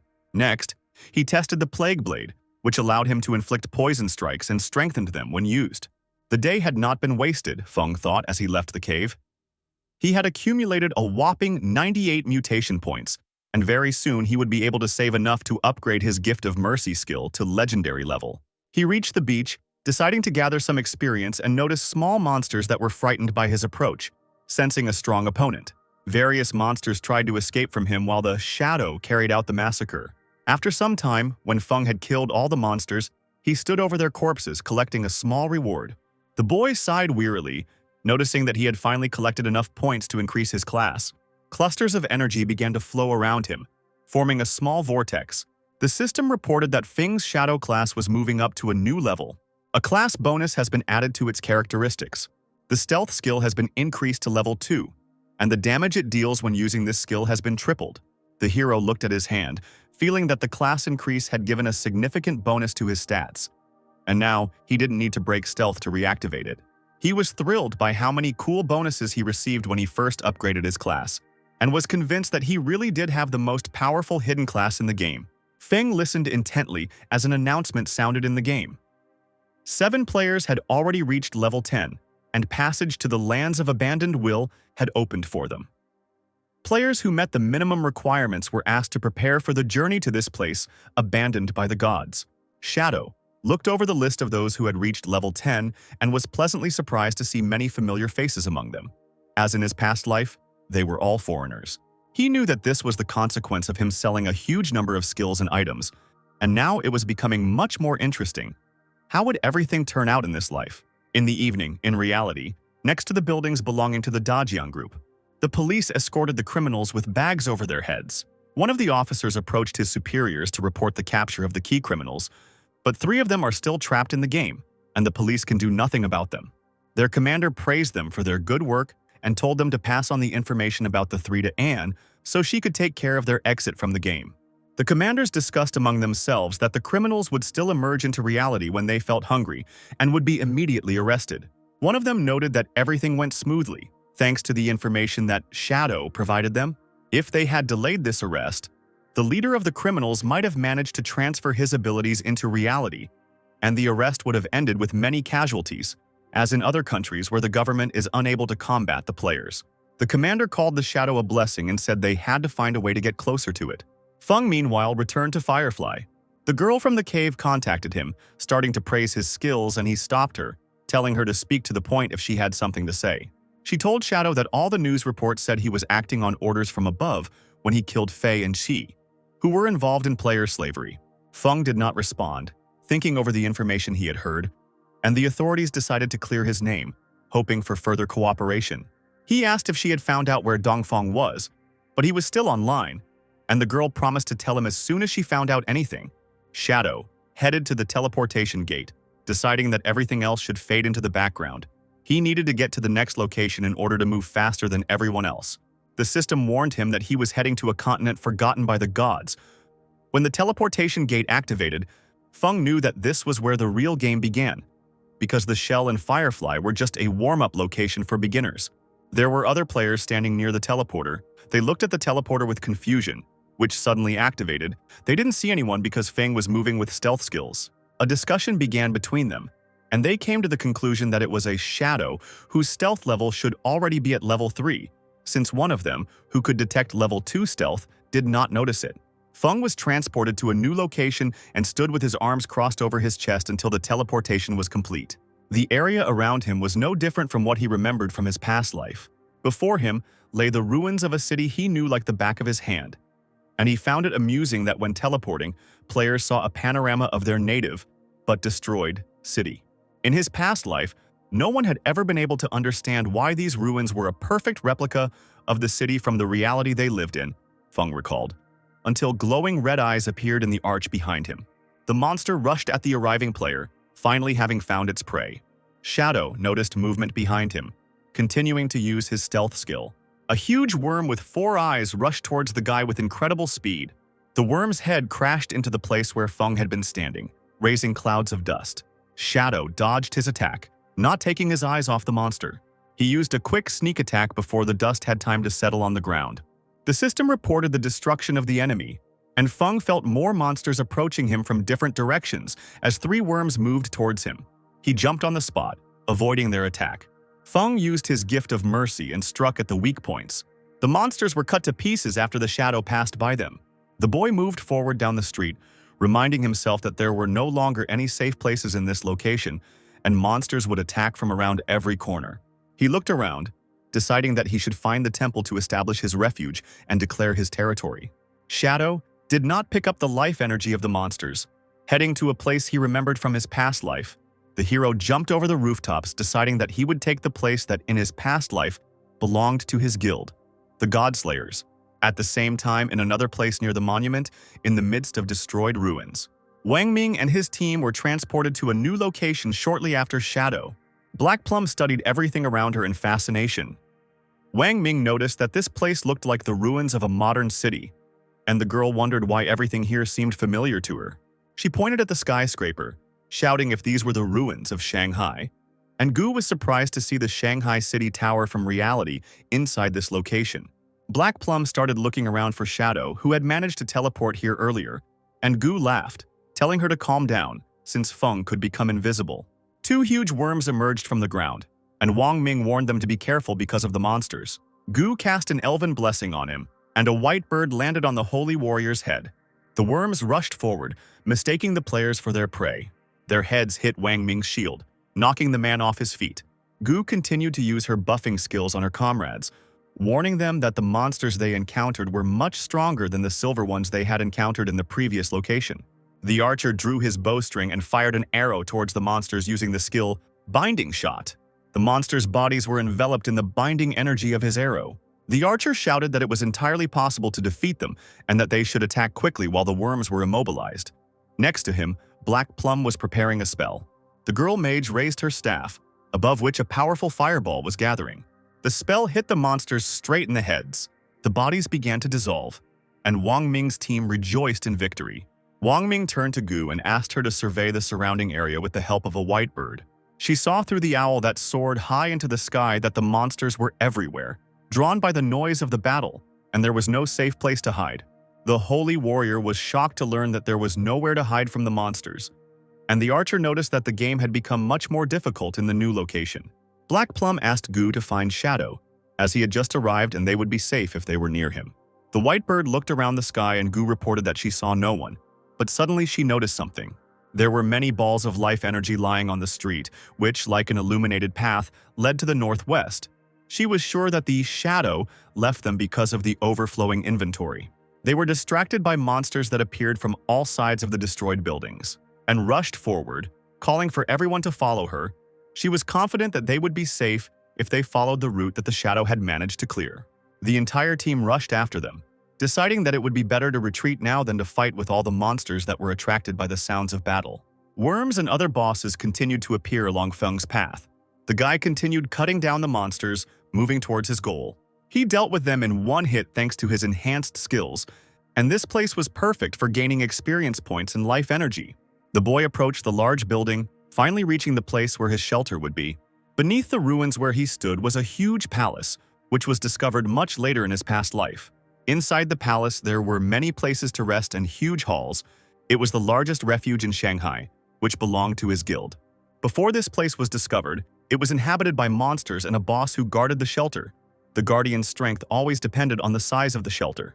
In his past life, he was only able to capture this place after creating 3 teams, with each player reaching level 15. But now he was going to do it himself. Shadow entered the tunnel that led him to the entrance of the shelter. The door closed behind him as the system announced that he had entered the abode of pure souls.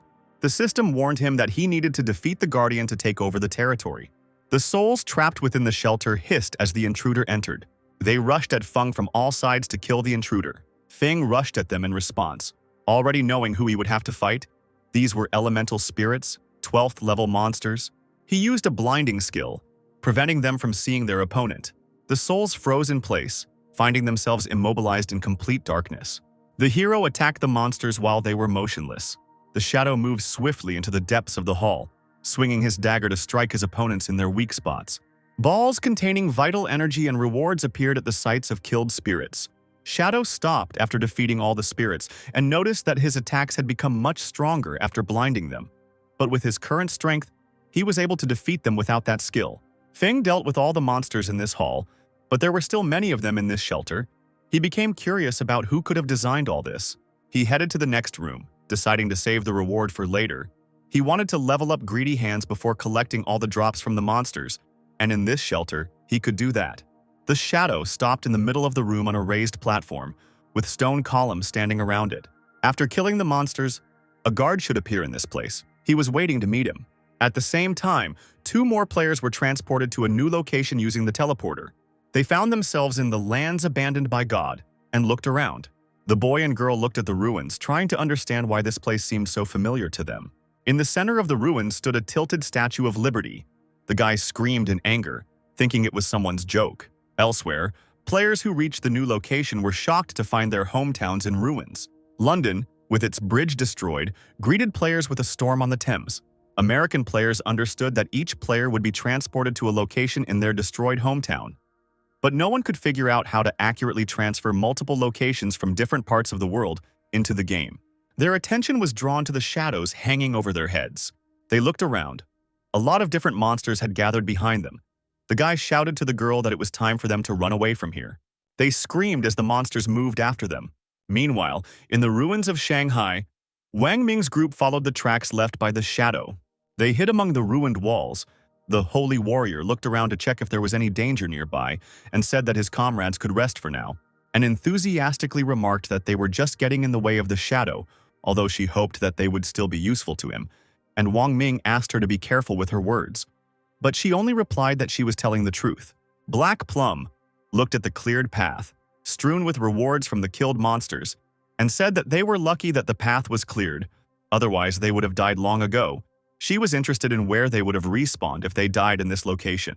Wang Ming shared his worries with Anne, saying that they shouldn't rush into clearing this area until all team members reached level 10. While Gu looked around with her skill, she wondered why the trail stopped so abruptly in one place, although before that the monsters had died one after another. Among the rewards there were a lot of items, even gold level ones, and Gu suggested that the others take them.